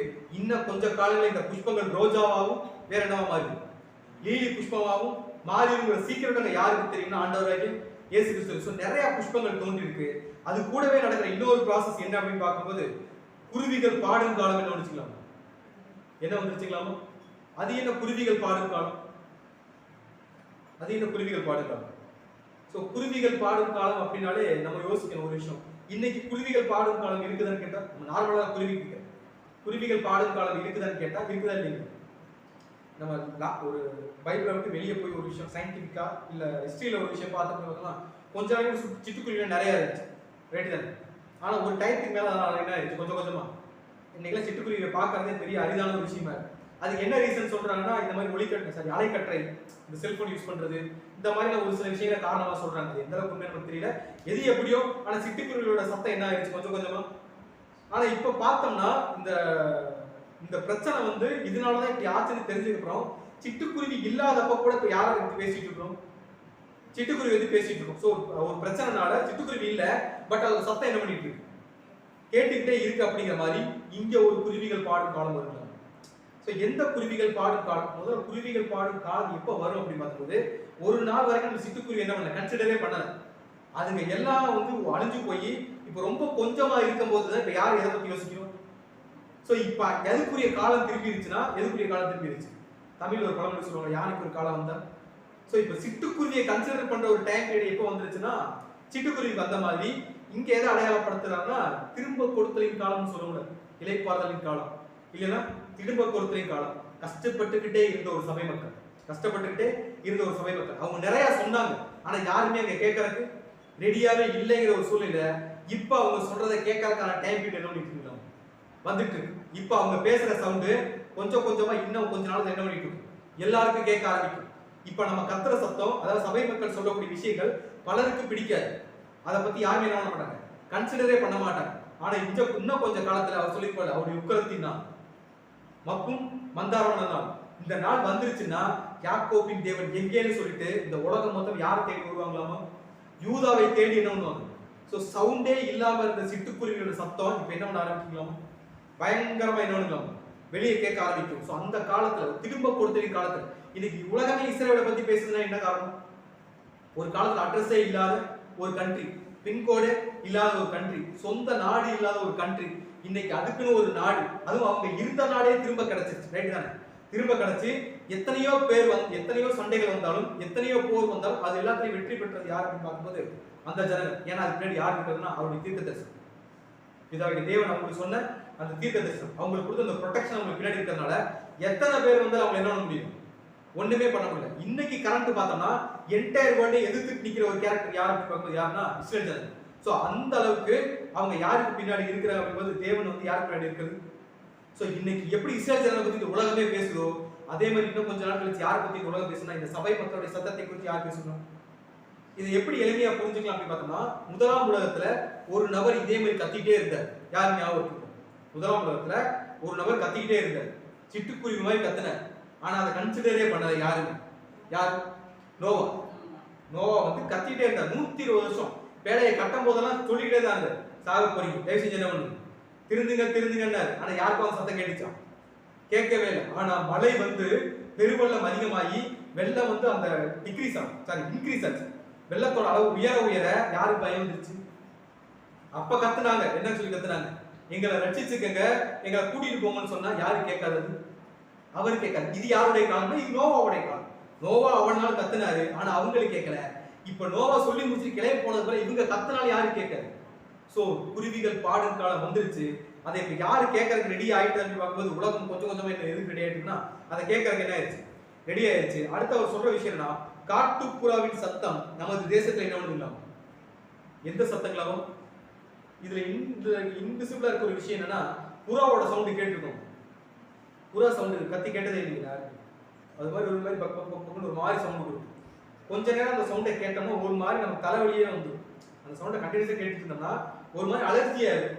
உலகத்துல உண்மையான சத்தியங்கள் ஜனங்களுக்கு போகும்போது ஸ்டார்டிங்ல எப்படிதான் இருக்கும், ஆசீர்வாதம் இல்லை, தப்பு பண்ணல என்ன இருக்கு, பனிஷ்மெண்ட் இருக்கு, நீங்க தப்பே பண்ணக்கூடாது, இடுக்கமான வாசல், சிலுவையை தூக்கிட்டு வரணும், உங்களை அடிப்பாங்க வாங்கிக்கணும், துப்புவாங்க வாங்கிக்கணும், அவமானப்படுத்துவாங்க ஏத்துக்கணும், வைக்கப்படும் போது இப்படிலாம் சொல்லும் போது எப்படி இருக்கும், அது ரொம்ப கஷ்டமா இருக்குமோ. யாரு கேட்காது, உலக ஜனங்களுக்கு கேட்காது. அதுக்கப்புறம் நமக்கே கேட்டுக்க முடியல அந்த விஷயங்கள்லாம், ரைட்டு தான். அதை லைஃப்ல அப்ளை பண்ணும்போது ரொம்பவே கஷ்டமா இங்க யாருக்கு இருக்குதுன்னா சபை மக்களுக்கு இருக்கு. ஆனா இங்க என்ன சொல்றாங்கன்னா, காட்டுப்புறாவின் சத்தத்தை என்ன பண்ணுங்களாம், நமது தேசத்துல என்ன பண்ணுங்களாம் கேட்கப்படுகிறது. இப்ப இதெல்லாம் யார் கேட்க ஆரம்பிச்சிட்டது, எந்த ஒரு சத்தம் ஒரு காலத்துக்கு முன்னாடி நமக்கு வந்து ஒரு அன்கம்ஃபர்டபுளா இருந்துச்சோ இப்ப அந்த சத்தம் தான் நமக்கு ரொம்பவே வேண்டிய ஒரு சத்தம் என்ன பண்ணிட்டு இருக்கலாம், மாறிட்டு. தேவையில்லாத ஒரு விஷயம் யார் தேவைப்பட ஆரம்பிச்சிருச்சு, நமக்கு தேவைப்பட ஆரம்பிச்சிருச்சு. இப்ப அந்த காட்டுப்புறாவுடைய சத்தத்துக்கு ஒரு வேலை எங்க வந்துருச்சுன்னா இங்க வந்துருச்சு. இது எல்லாமே எப்ப நடக்குது அப்படின்னு பார்க்கும்போது அவருடைய 2ஆம் வருகையும் ஆரம்பத்தில் நடக்கக்கூடிய விஷயம். எப்படி புரிஞ்சுக்கலாம்னா, இன்னைக்கு இந்த தீர்க்கதரிசனம் நிறைவேற்று அவர் ப்ரூவ் பண்ணிட்டார். என்னது, இது நடக்கும்போது நான் வருவேன்னு சொல்லிட்டேன், நான் வந்த பேர் என்ன பண்ண ஆரம்பிச்சிருச்சு, நடந்துட்டு இருக்கு ப்ரூவ் பண்ணதுக்கு அப்புறம் தான் இப்ப யாருக்கு பயமே வருதுன்னா நமக்கே பயம் வருது. ஒருவேளை அவசரப்பட்டு நம்ம என்ன பண்ணிட்டு இருக்கிறோம், தப்பு பண்ணிட்டு இருக்கிறோமோ, இன்னமே நம்ம தேவனுக்குள்ள இருந்து உள்ள போகாம இருக்கிறோம்ன்ற பயம் யாருக்கு வந்துட்டு இருக்கலாமோ. அதான் சொல்லுவாங்க 10 கன்னிகைகள், 5 பேர்கிட்ட விளக்கு இருந்துச்சு, விளக்கும் எண்ணெய் இருந்துச்சு, 5 பேர்ட்ட எண்ணெய் இல்லை. சோ இப்ப நம்ம எண்ணெய் இருக்கிற கண்டிஷன்ல இருக்கிறோமா, எண்ணெய் இல்லாத கண்டிஷன்ல, ஏன்னா அந்த டோர் க்ளோஸ் ஆயிடுச்சுன்னா யாரும் உள்ள போக முடியாது. சோ இப்ப சபை மக்களுக்கே ஒரு பயம் என்ன வந்துருச்சுன்னா நம்ம என்ன வச்சிருக்கிறோமா இல்லையா அப்படிங்கறத தேடி போற இடத்துல அந்த காட்டுப்புறாவின் சத்தத்தை கேட்க விரும்பாத ஒரு சத்தத்தை விரும்பி கேட்கக்கூடிய இடத்துக்கு யார் போயிட்டு இருக்கலாமா? யார் போயிட்டு? சோ என்னைக்கு இந்த சவுண்ட் எல்லாம் விரும்பி கேட்கறது சபை போதோ, என்னைக்கு இவங்களா அவங்க கிறிஸ்துவ சொல்றதை ஏத்துக்கிறாங்களோ, என்னைக்கு இந்த தீர்க்க தரிசனங்களை கூர்ந்து நோக்குறாங்களோ, அன்னைக்கு நடந்த இன்னொரு சம்பவம், தீர்க்க தரிசனங்கள் நடக்க ஆரம்பிக்கும் போதே நடந்த இன்னொரு சம்பவம் என்ன அப்படின்னு பார்க்கும்போது, உன்னத பாட்டு 2ஆம் அதிகாரம் 13ஆம் வசனம். உன்னத பாட்டு 2:13.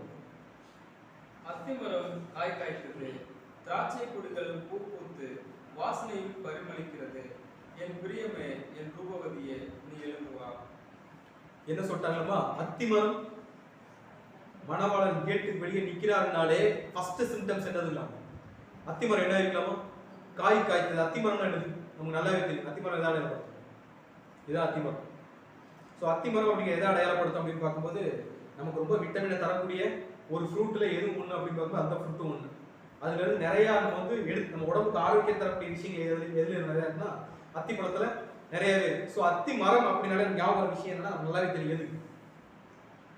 மத்திய 24 படிச்சிருக்கோம். அத்திமரம் துளிர் விடும், அப்பொழுது எது சமீபமாக இருக்குங்களாமா? வசந்த காலம் சமீபமாக இருக்கிறது. ஸோ அத்திமரம்னாலே இஸ்ரேல் நாட்டை குறிக்கக்கூடிய ஒரு விஷயம். வசனங்கள்லாம் படிச்சிருக்கோம். இன்னொரு வசனோட வாசிக்கலாம். எரேமியா 24வது அதிகாரம் 5ஆம் வசனம். எரேமியா 24:5. நான் இவ்விடத்திலிருந்து கல்தேயர் தேசத்திற்கு சிறைப்பட்டு போகவிட்ட யூதரை நான் இந்த நல்ல அத்தி பழங்களுக்கு ஒப்பிட்டு அவர்களுக்கு நன்மை உண்டாக அவர்களை அங்கீகரிப்பேன். சோ இந்த அத்திமரம் அல்லது அத்திப்பழம் அப்படின்னு யாரை அடையாளப்படுத்தணும்னா இஸ்ரேல் ஜனங்களை அடையாளப்படுத்தக்கூடிய ஒரு விஷயமா இருக்கு. சோ அவர் வந்துட்டாருனாலே ஃபர்ஸ்ட் என்ன நடக்கும்னா அத்திமரம் என்ன ஆயிடுச்சுங்களாமா? காய் காய்ச்சிருச்சுங்களாமா. ஆனா தீர்க்கதரிசனத்துல மத்தேயுல படிச்சிருக்கோம், அத்திமரம் துளிர்விடும் அப்பொழுது. ஆனா இப்ப அத்திமரம் என்ன ஆயிடுச்சுங்களாமா? அவர் வர ஆரம்பிச்சுட்டாருன்னா அத்திமரம் என்ன ஆயிடும்? துளிர்விடும். ஆனா இவர் இப்ப எங்க நிக்கிறாரு? வீட்டு கேட்ல நிக்கிறாரு. நான் வாசற்படியில நின்று இருக்கேன், தட்டிட்டு இருக்கேன், மதிலுக்கு புறமே நின்று இருக்கேன், பலகடி வழியா உங்களை என்ன பண்ணிட்டு இருக்கேன், பார்த்துட்டு இருக்கேன். அப்படின்னாலே விஷயம் என்ன அப்படின்னு பார்க்கும்போது அவர் இங்கே வந்துட்டாரு. வெரி நியர், க்ளோஸ் டு நியர்னு சொல்லுவோம். ரொம்ப பக்கத்துல யார் வந்துட்டாருன்னா ஆண்டவராகிய இயேசு கிறிஸ்து வந்துட்டாருன்னா இப்ப என்ன சிம்டம்ஸ்னா அத்திமரம் என்ன ஆயிடுச்சுங்களாமா? காய் காய்ச்சிருச்சு. இப்ப மரம் ஸ்டாண்டர்டா நின்று அதுல இலை வந்து அதுல முத்த இலைகள் வந்து பூ பூத்துருச்சு. அடுத்து என்ன ஆயிடுச்சு? காய் காய்ச்சிருச்சு. இதுக்கு பின்னாடி ஒரு பேக்ரவுண்ட் இருக்கு.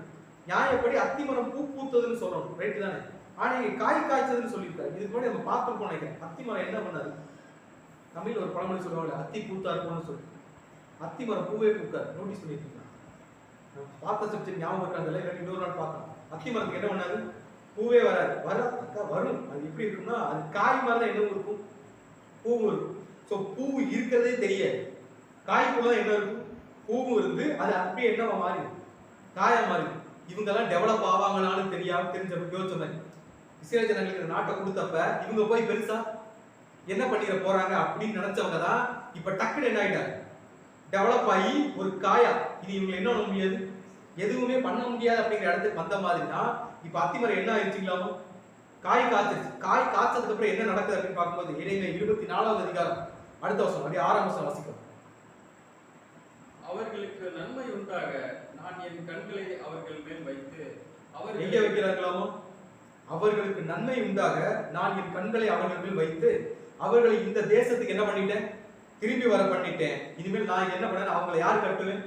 அவர்களை கட்டுவேன், அவர்களை இடிக்க மாட்டேன், அவர்களை நாட்டுவேன், அவர்களை என்ன பண்ண மாட்டேன்? பிடிக்க மாட்டேன். சோ இனிமேல் அந்த நாடு யாருக்கு தான்? ஏன்னா இப்ப அத்தி மரம் ஸ்டாண்ட் பண்ணி ஸ்டேபிளா நின்று பூ பூத்து என்ன ஆயிருச்சு? காய் காய்க்கும் ஆரம்பிச்சிருச்சு அப்படின்னா இனி அதை என்ன பண்ண முடியாது? யாருனாலுமே என்ன பண்ண முடியாது. சோ இப்ப அந்த ஜனங்கள் சொல்லக்கூடிய வார்த்தை என்ன அப்படின்னு பார்க்கும்போது அதுல அடுத்த வருஷம் எரேமியா 24:7. நான் கர்த்தர் என்று அறியும் இருதயத்தை அவர்களுக்கு கொடுப்பேன், அவர்கள் என் ஜனமாய் இருப்பார்கள், நான் அவர்களின் தேவனாய் இருப்பேன், அவர்கள் தங்கள் முழு இருதயத்தோடும் என்னிடத்திற்கு திரும்புவார்கள் என்று இஸ்ரவேலின் தேவனாகிய கர்த்தர் சொல்கிறார். சோ இன்னும் கொஞ்ச நாள்ல என்ன பண்ணிருந்தா மொத்த இஸ்ரேல் நாடு அவங்களுடைய எல்லா பீரியடும் முடிஞ்சதுக்கு அப்புறம் தேவன் அவங்களுக்கு வச்சுக்க டெஸ்ட் பீரியட் எல்லாம் முடிஞ்சதுக்கு அப்புறம் மீதியா இருக்கிற ஜனங்கள் யார் திரும்பி பார்ப்பாங்களாமா? யாரை திரும்பி பார்ப்பாங்க? நீங்க தான் எங்கள் தேவன் சொல்லிட்டு உண்மையான தேவன் நம்ம என்னைக்கு புரிஞ்சுக்கிறாங்களோ அன்னைக்கு வரைக்கும் இந்த பீரியட்னா அப்போ வந்து அத்தி பழம் ஆயிடும். இப்ப அத்தி காயா இருக்கு அப்படின்னா அப்ப என்ன ஆயிடும்? சோ அந்த அளவுக்கு ஒரு டிவைனான ஒரு பீரியடுக்குள்ள ரொம்ப நியர்பைல யாருக்கு வந்துட்டது அப்படின்னு பார்ப்போம். ஆண்டவராகி இயேசு சொல்றாரு. ஸோ அத்திமரம் அத்திமரம் காய் காய்த்தது. அதுக்கடுத்து என்ன நடக்குதுன்னா திராட்சை கொடிகள் பூ பூத்து வாசனையும் என்னவென்னுங்களாம். ஸோ இங்கேயும் ரெண்டு விஷயம் பேசுறாரு. ஒன்னு அத்தி மரம், ரைட்டா? இன்னொன்னு என்ன சொல்றாரு? திராட்சை கொடி. அத்தி மரம் எதை அடையாளப்படுத்தும்? இஸ்ரேல் ஜனங்களை. திராட்சை கொடிகள் எதை அடையாளப்படுத்தும்? திராட்சை கொடிகள் யார் அடையாளப்படுத்தும்? நம்ம யோவான்ல படிச்சிருக்கோம். யோவான் 15ஆம் அதிகாரம், நான் செடி, நான் திராட்சை செடி, என் பிதா திராட்சை தோட்டக்காரர், நீங்கள் எல்லாம் அதில் கொடிகள். இப்ப கிறிஸ்து இரண்டாம் வரையில வந்துட்டாராலே ரெண்டு வேலைகள் நடந்துட்டு. ஒன்னு இஸ்ரேல் ஜனங்களுடைய மீட்பும் அவர்களுடைய திரும்ப கொடுத்தல் மற்றும் இளைப்பாறுதலின் காலம் உள்ள வந்துட்டு இருக்கு. ரெண்டாவது சபை மக்களை ப்ரொடெக்ட் பண்ணக்கூடிய இல்ல சபை மக்களை மீட்கக்கூடிய வேலை இங்கே நடந்துட்டு இருக்கு அப்படின்னு பார்க்கும்போது அவருடைய இரண்டாம் வருகையில நடந்துட்டு இருக்கு. இப்ப வெரி க்ளோஸ். இப்ப யார் வந்திருக்காரு அப்படின்னு பார்க்கும்போது யாருக்கு தெரிஞ்சுக்கலாம். சோ இங்க என்ன சொல்றாங்கன்னா திராட்சை கொடிகள் பூ பூத்து எதுக்கு ரெடி ஆயிடுச்சுக்கலாமா? பூ பூத்துச்சுன்னா எதுக்கு ரெடி ஆயிடுச்சு? நம்ம முதல்ல படிச்சிட்டோம். அந்த திருச்சபை ஜன்னல், அதாவது செவுருல ஒரு பாட்டை உடைச்சிருச்சு அப்படின்னாலே தன்னுடைய பரிசுத்தப்படுத்த என்னவாயிருச்சு? ரெடி பண்ணிருச்சு. பூ பூக்க ரெடி ஆயிருச்சு. இன்னும் என்னதான் பேலன்ஸ்? கனி கொடுக்கறது மட்டும் தான் பேலன்ஸ். இப்போ திருச்சபை எதுக்கு ரெடி ஆச்சுன்னா ஒரு இடத்துல உடைச்சு கிறிஸ்துவ வெளியே இருக்கிற கிறிஸ்துவ எட்டி பார்க்குற அளவுக்கு யார் ரெடி ஆயிட்டதுன்னா கிறிஸ்துவ சபை ரெடி ஆயிடுச்சு. ஸோ தன்னை பரிசுத்தப்படுத்துவதற்கு சபை எப்போ ஆரம்பிக்குதோ அப்பவே அதனுடைய வாசனை எங்க போக ஆரம்பிச்சிடும்.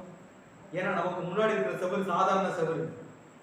ஏன்னா அதை நம்ம ஒரு நாள் கட்டி முடிச்ச செவரா? எத்தனை நாள்ல கட்டணும்? ஒவ்வொருத்தருக்கும் ஒவ்வொரு ஏஜ் இருக்கும். ஒரு சிலருக்கு 20, ஒரு சிலருக்கு 50, ஒரு சிலருக்கு 70 அப்படின்னா நம்ம ஞானஸ்தானம் எடுத்து இன்னைக்கு வரைக்கும் எந்த செவர் தான் கட்டிட்டு இருக்கிறோம்? அந்த செவர் தான் கட்டிட்டு இருக்கிறோம். பழைய மனுஷன் சொல்லிட்டு அந்த மனுஷன் தான் வளர்த்துட்டு இருக்கிற புதிய மனுஷன் வளர்க்கணும். ஸோ இப்போ புதிய மனுஷனை வளர்க்கணும்னா அந்த பழைய மனுஷன் என்ன பண்ணி ஆகணும்? சாதாரண விஷயமா அது. ஏன்னா 70 வருஷமா இல்ல 50 வருஷமா இல்ல 40 வருஷமா நம்ம யார் கூட தான் குடும்பம் நடத்திட்டு இருக்கிறோம் அப்படின்னு பார்க்கும்போது அந்த பழைய மனுஷன் கூட நினைட்டு இருக்கோம், வாழ்ந்துட்டு இருக்கோம். அவ்வளவு சீக்கிரம் அவனை உடைச்சிட்டுலாம் வெளியே பண்ணிட முடியாது. ஸோ ஒவ்வொரு கல்லா இல்ல ஒவ்வொரு மண்ணா தான் கொஞ்சம் கொஞ்சமா உடைச்சு இப்போ ஒரு மதில் சுவரை யார் கட்டிட்டது? ஒரு பெரிய ஜன்னலை யார் ரெடி பண்ணது அப்படின்னா சபை ரெடி பண்ணிடுச்சு. ஸோ இது ரெடி அந்த ரெடி பண்ணதுனா அதுக்குள்ள எவ்வளவு பாடுகளை சபை சகிச்சிருக்கணும்.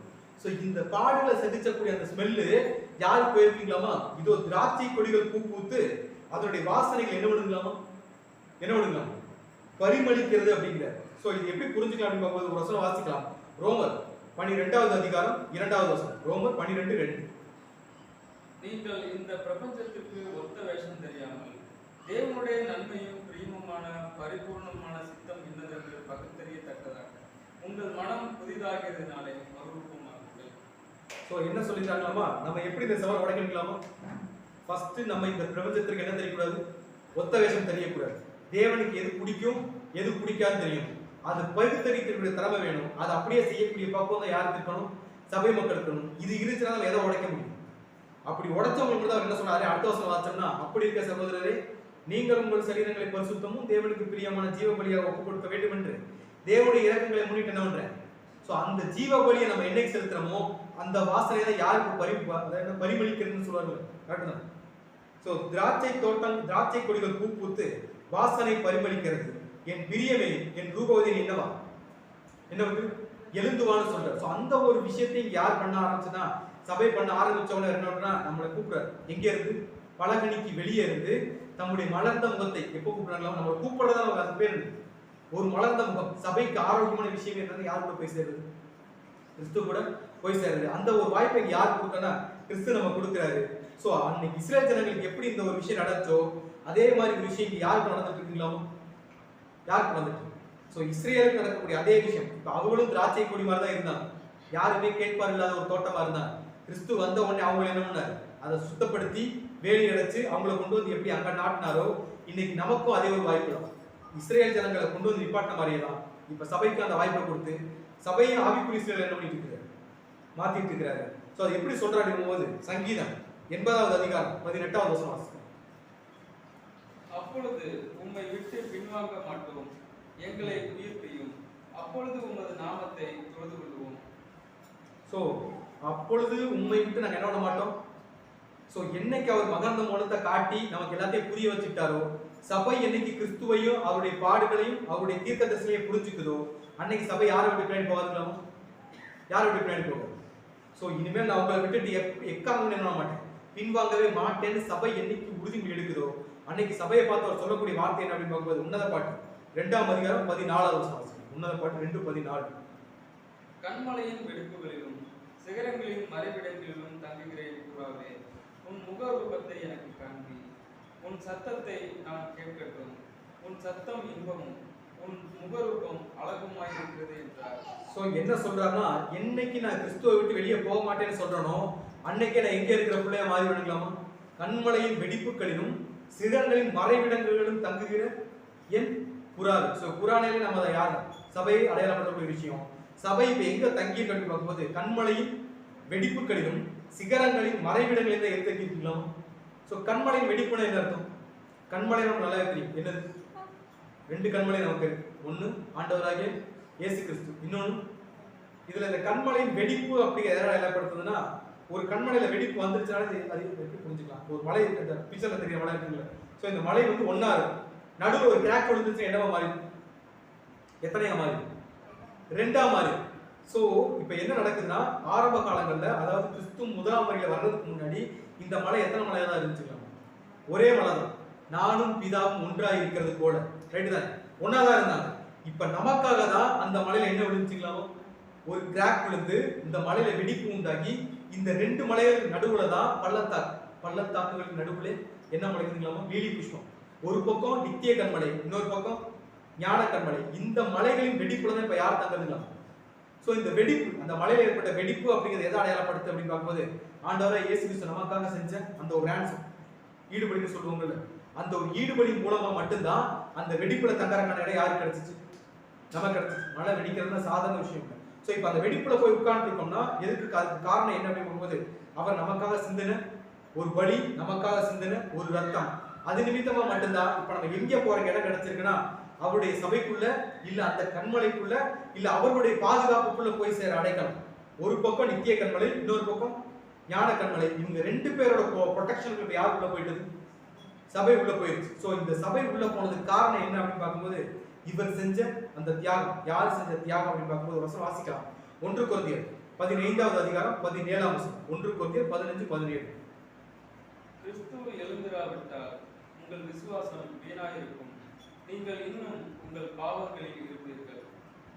சோ என்ன சொல்றாருமா? கிறிஸ்து எழுந்திராவிட்டால், அவர் ஈடுபடி செலுத்தல அப்படின்னா, அவருடைய ஈடுபடி அங்கீகரிக்கப்படல அப்படின்னா, அவர் உயிர் தெழல அப்படின்னா, இன்னைக்கு நமக்கு என்ன கிடையாது? என்ன கிடையாது? சோ இன்னைக்கு நம்ம பாதுகாப்பா இந்த உலகத்துல சர்வை பண்ணிட்டு இருக்கோம் அப்படின்னாலே, நமக்கு பின்னாடி எது நம்மளை ப்ரொடெக்ட் பண்ணுதுன்னா, அவருடைய ஈடுபடி யாருக்கு அப்ளை ஆயிட்டு இருக்கு? நமக்கு அப்ளை ஆயிட்டு இருக்கு. அந்த வெடிப்புக்குள்ள நம்ம இருக்கிற வரைக்கும், இல்ல அவர் அனுபவிச்ச அந்த பாடுகளுடைய சிந்தனைகளுடன் நம்ம இருக்கிற வரைக்கும் நம்ம எப்படி இருக்கலாமா? சோ அந்த பாதுகாப்பு, இல்ல அந்த ஈடுபடியை குறித்த சிந்தனை, இல்ல அவருடைய தியாகத்தை குறித்த சிந்தனை இல்லாம போயிருச்சு அப்படின்னா நமக்கு என்ன கிடையாது? நமக்கு என்ன கிடையாது? நமக்கு ரட்சிப்புங்கிற ஒரு விஷயமே எல்லாம் போயிடும். சோ அந்த கண்மலைக்குள் நடுவுல தான் இப்ப நம்ம இருக்கிறோன்றது யார் விட்னஸ் பண்றா அப்படின்னு பார்க்கும்போது, கிறிஸ்து விட்னஸ் பண்றார். நம்ம எங்க தங்கி இருக்கோம் அப்படின்னு பார்க்கும்போது, கண்மலையின் வெடிப்புகளிலும் சிகரங்களின் மறைவிடங்களிலும். சோ இதுல பிதாவாகிய தேவனுடைய தியாகம் எந்த அளவுக்கு இருக்கு அப்படின்னு பார்க்கும்போது, யோவான் 3ஆம் அதிகாரம் 16வது வசனம். யோவான் 3:16.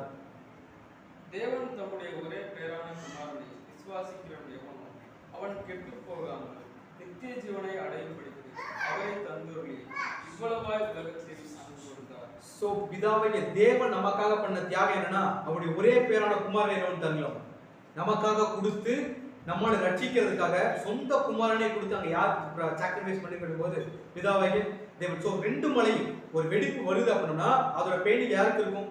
இந்த பக்கம் மலை, இந்த பக்கம் மலைலாம் கிடையாது, 2க்குமே என்ன இருக்கும்? அந்த ஒரு பெயின் இருக்கிற மாதிரி நம்மளை ரட்சிக்கிறதுக்காக அந்த பெயினை 2 பேர் ஈக்குவலா என்ன பண்ணிருக்காங்கன்னா, பிதாவாகிய தேவன் அனுபவிச்சிருக்காங்க. அதே மாதிரி ஆண்டவராகிய இயேசு கிறிஸ்து அந்த பெயினை அனுபவிச்சிருக்காங்கன்னா, அந்த பெயினுக்குரிய வேல்யூ இங்க யார் கொடுக்கணும் அப்படின்னு பார்க்கும்போது நம்ம கொடுக்கணும். நம்ம அந்த பெயினுக்குரிய வேல்யூ கொடுக்குறவருக்கு அடையாளமே என்னன்னா, நம்ம எங்க தங்கி இருக்கணும்? அந்த கண்மலையின் வெடிப்புகளுக்கு நடுவுல என்ன இருக்கணும்? தங்கிட்டு இருக்கணும். அப்படி தங்கி இருக்கிறோம் அப்படின்னா அது என்ன சொல்றாருன்னா, கண்மலையின் வெடிப்புகளிலும் சிகரங்களின் மறைவிடங்களில். சிகரம்னா எதாவது ஏற்படுத்தும்? மலையோட சிகரம். மலைங்கிறது ஆண்டவராகிய இயேசு கிறிஸ்து. சிகரம்னா அதோட பீக் நம்ம படிச்சிருக்கோம்ல, வடதிசையில் இருக்கக்கூடிய சீயோன் பர்வதம். அவருடைய ராஜ்யம் எங்க? சிகரங்களிலும் அதனுடைய கொடுமுடியிலும் ஸ்தாபிக்கணும்னு சொல்லியிருக்கு. சோ சிகரம்ங்கிறவுடைய ராஜ்யம், அதனுடைய மறைவிடம் அப்படிங்கிற எதாவது ஏற்படுத்துனா ராஜ்யத்தை குறித்த ஒரு சில ரகசியங்கள் இங்க யாருக்கு மட்டும்தான் தெரியுங்களோ? சோ நம்ம ஒரு இடத்துல ஸ்டே பண்ணிட்டு இருக்கணும். அந்த இடத்துல சும்மாவே ஸ்டே பண்ணிட்டு இருக்காம நம்ம கத்துக்கக்கூடிய விஷயங்கள் இல்ல நம்ம சாப்பிடக்கூடிய விஷயங்கள் என்னவா மட்டும்தான் இருக்கும் அப்படின்னா ராஜ்யத்தை குறித்த ரகசியங்கள் இல்ல கிறிஸ்துவை குறித்த புரிதல்கள் இதை மட்டும் தான் நோண்டிட்டு இருக்கோம். புரிஞ்சு கொள்ளக்கூடிய பிள்ளைகளா இருக்கும். அதுக்கு ஒரு வசனம் வாசிக்கலாம். மத்தேயு 13வது அதிகாரம் 11ஆம் வசனம். மத்தேயு 13:11. அவர்களுக்கு அவர் பிரதியுத்தரமாக, பரலோக ராஜ்யத்தின் ரகசியங்களை அறியும்படி உங்களுக்கு அருளப்பட்டது, அவர்களுக்கோ அருளப்படவில்லை.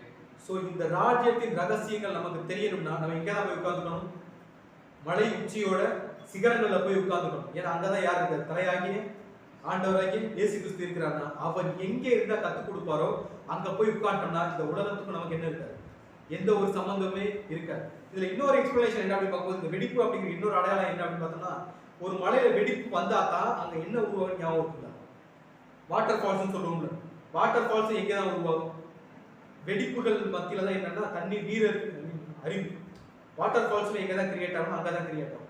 ஸோ அந்த புறாக்களும் சரி மற்ற பறவைகளும் சரி ஏன் அந்த இடத்துல போய் தங்குது அப்படின்னு பார்க்கும்போது, எங்கே தண்ணி இருக்கோ அங்கதான் பல்லுயிர் அதிகமா இருக்கும், நிறைய உயிரினம் இருக்கும், அதிகமா இருக்கும். ஸோ புறாக்களுக்கு தேவையான தண்ணி எங்க கிடைக்கும், அந்த பறவைகளுக்கு தேவையான ஒரு சாப்பாடு எங்கே கிடைக்கும், அங்கே கிடைக்கும். ஸோ தண்ணினாலே நமக்கு நல்லாவே தெரியும் என்னது, அவர் கொடுக்கக்கூடிய வசனம் ஜீவ தண்ணீர். நான் கொடுக்கக்கூடிய தண்ணீரை கொடுக்கிறவனுக்கு ஒரு காலம் என்ன ஆகாது, தாகமே உண்டாகாது அப்படின்னா அந்த தண்ணி எங்க மட்டும்தான் கிடைக்கலாம்.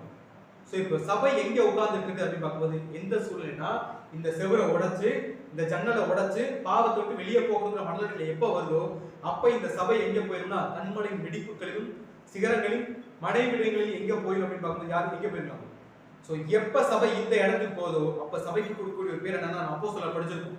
அன்னைக்கு தான் சபைக்கு என்ன பேர் கொடுப்பாங்கன்னா கிறிஸ்தவர்கள் அப்படிங்கிற பேர் யார் கிடைக்கும், அவங்களுக்கு கிடைக்கும். இல்லைன்னா கிறிஸ்தவர்கள் பேர் யாருக்கு தான் சொல்லிக்கலாம், நம்ம தான் சொல்லிக்கலாம். கிறிஸ்தவர்கள் நாங்க கிறிஸ்தவர்கள் நம்ம தான் சொல்லிக்கலாம் இல்லையா, உலகம் நம்மளை பார்த்து என்ன பண்ண சொல்ல. ஸோ அப்போஸ்தலர் கிடைச்ச அந்த பேர் நமக்கு கிடைக்கணும்னா நம்ம எங்க மட்டும்தான் இருந்தாலும் ஸோ அங்க மட்டும்தான் இருந்தாலும் அப்படி இருக்கிறவங்களை பார்த்தா அவர் என்ன சொல்றேன்னா, உன்னுடைய முகரூபத்தை எனக்கு என்ன பண்ணு காண்பிங்கிறார். ஸோ முகரூபம் அப்படின்னா நம்ம நல்லாவே தெரியும். நம்ம முதல்ல படிச்சோம் உன்னத பாட்டு 1:14 படிச்சிருப்போம். நீர் ரூபம் உள்ளவர் அப்படின்னா எந்த ரூபத்தை மனவாட்டி கிறிஸ்துவிட்ட பார்த்தாங்கன்னா பிதாவாகிய தேவனுடைய ரூபத்தை பார்த்த மாதிரி இப்ப கிறிஸ்துடைய ரூபத்தையும் தேவனுடைய குணநலங்களையும் கிறிஸ்து இப்ப யார்கிட்ட பார்த்தாலும் நம்மள்கிட்ட பார்க்கணும். அதனால என்ன கேட்கிறேன்னா, உன்னுடைய முகரூபத்தை நீ என்ன பண்ணு எனக்கு காண்பிங்கிற. நம்ம முதலே படிச்சிருப்போம்ல யோவான், நான் பிதாவையும் பிதா என்னிலும் இருக்கிற மாதிரி இப்ப யார் நமக்குள்ள இருக்கணும், கிறிஸ்துவும் யாருக்குள்ள இருக்கணும், நமக்குள்ள இருக்கணும் அப்படிங்கறத யார் இங்க புரிஞ்சுக்கணும் அப்படின்னு பார்க்கும்போது நம்ம இங்க புரிஞ்சுக்கணும். என்னைக்கு அந்த புரிதலுக்குள்ள போறோம் அப்படின்னு பார்க்கும்போது,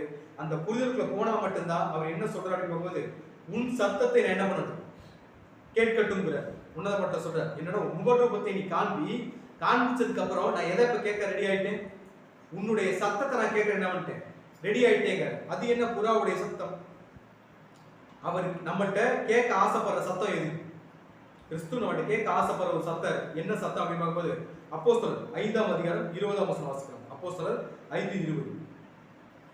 நீங்கள் போய் தேவாலயத்திலே நின்று இந்த ஜீவ வார்த்தைகள் எல்லாவற்றையும் ஜனங்களுக்கு சொல்லுங்கள் என்றார். ஸோ அவர் நம்மகிட்ட கேட்கணும்னு ஆசைப்படுற ஒரு விஷயம் என்னன்னா, ஜீவ வார்த்தையை போய் யார்கிட்ட சொல்லலாமா, எல்லாருக்கும் போய் சொல்லணும். சமயம் வாய்த்தாலும் வாய்க்காவிட்டாலும் திருவசனத்தை ஜாக்கிரதை பேசாம பிரசங்கம் பண்ணுங்கள். பிரசங்கம் பண்ணுவது அவனவன் விழுந்த கடமைன்னு சொல்லிட்டார். இதை என்னைக்கு செய்யணுமோ இந்த சத்தத்தை தான் யாருக்கு கேட்கணும் ரொம்ப ஆசைப்படுறது ஆண்டவராகிய இயேசு. ஸோ நான் உன் சத்தத்தை கேட்கட்டும்னு சொல்லிட்டு அடுத்து என்ன சொல்றாருன்னா, உன் சத்தம் இன்பமும் உன் முகரூபம் எப்படி இருக்குதுங்களாமோ ரொம்ப அழகா இருக்குதுங்கிற. அது என்ன நம்ம சத்தம் இன்பமா இருக்கிற எப்படி இன்பமா இருக்கும்.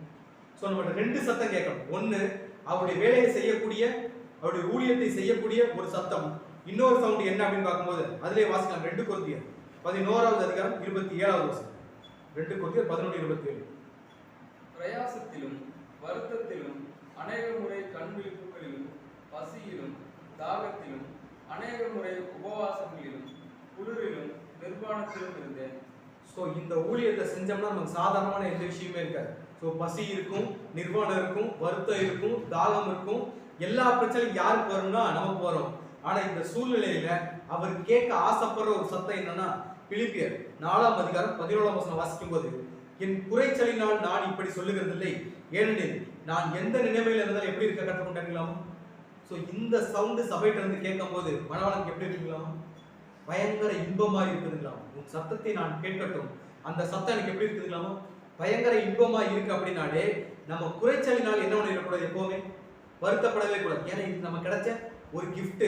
இந்த குறைச்சலை நம்ம கஷ்டமா இருந்தாலும் எப்படி இருக்கணுங்களாமோ மன ரம்யமா இருக்க கற்றுக்கொண்டுன்னு சொல்லிட்டு அதிலே அடுத்த வருஷம் வாசிக்கலாம். 12வது வருஷம் பிலிப்பியர் 4:12.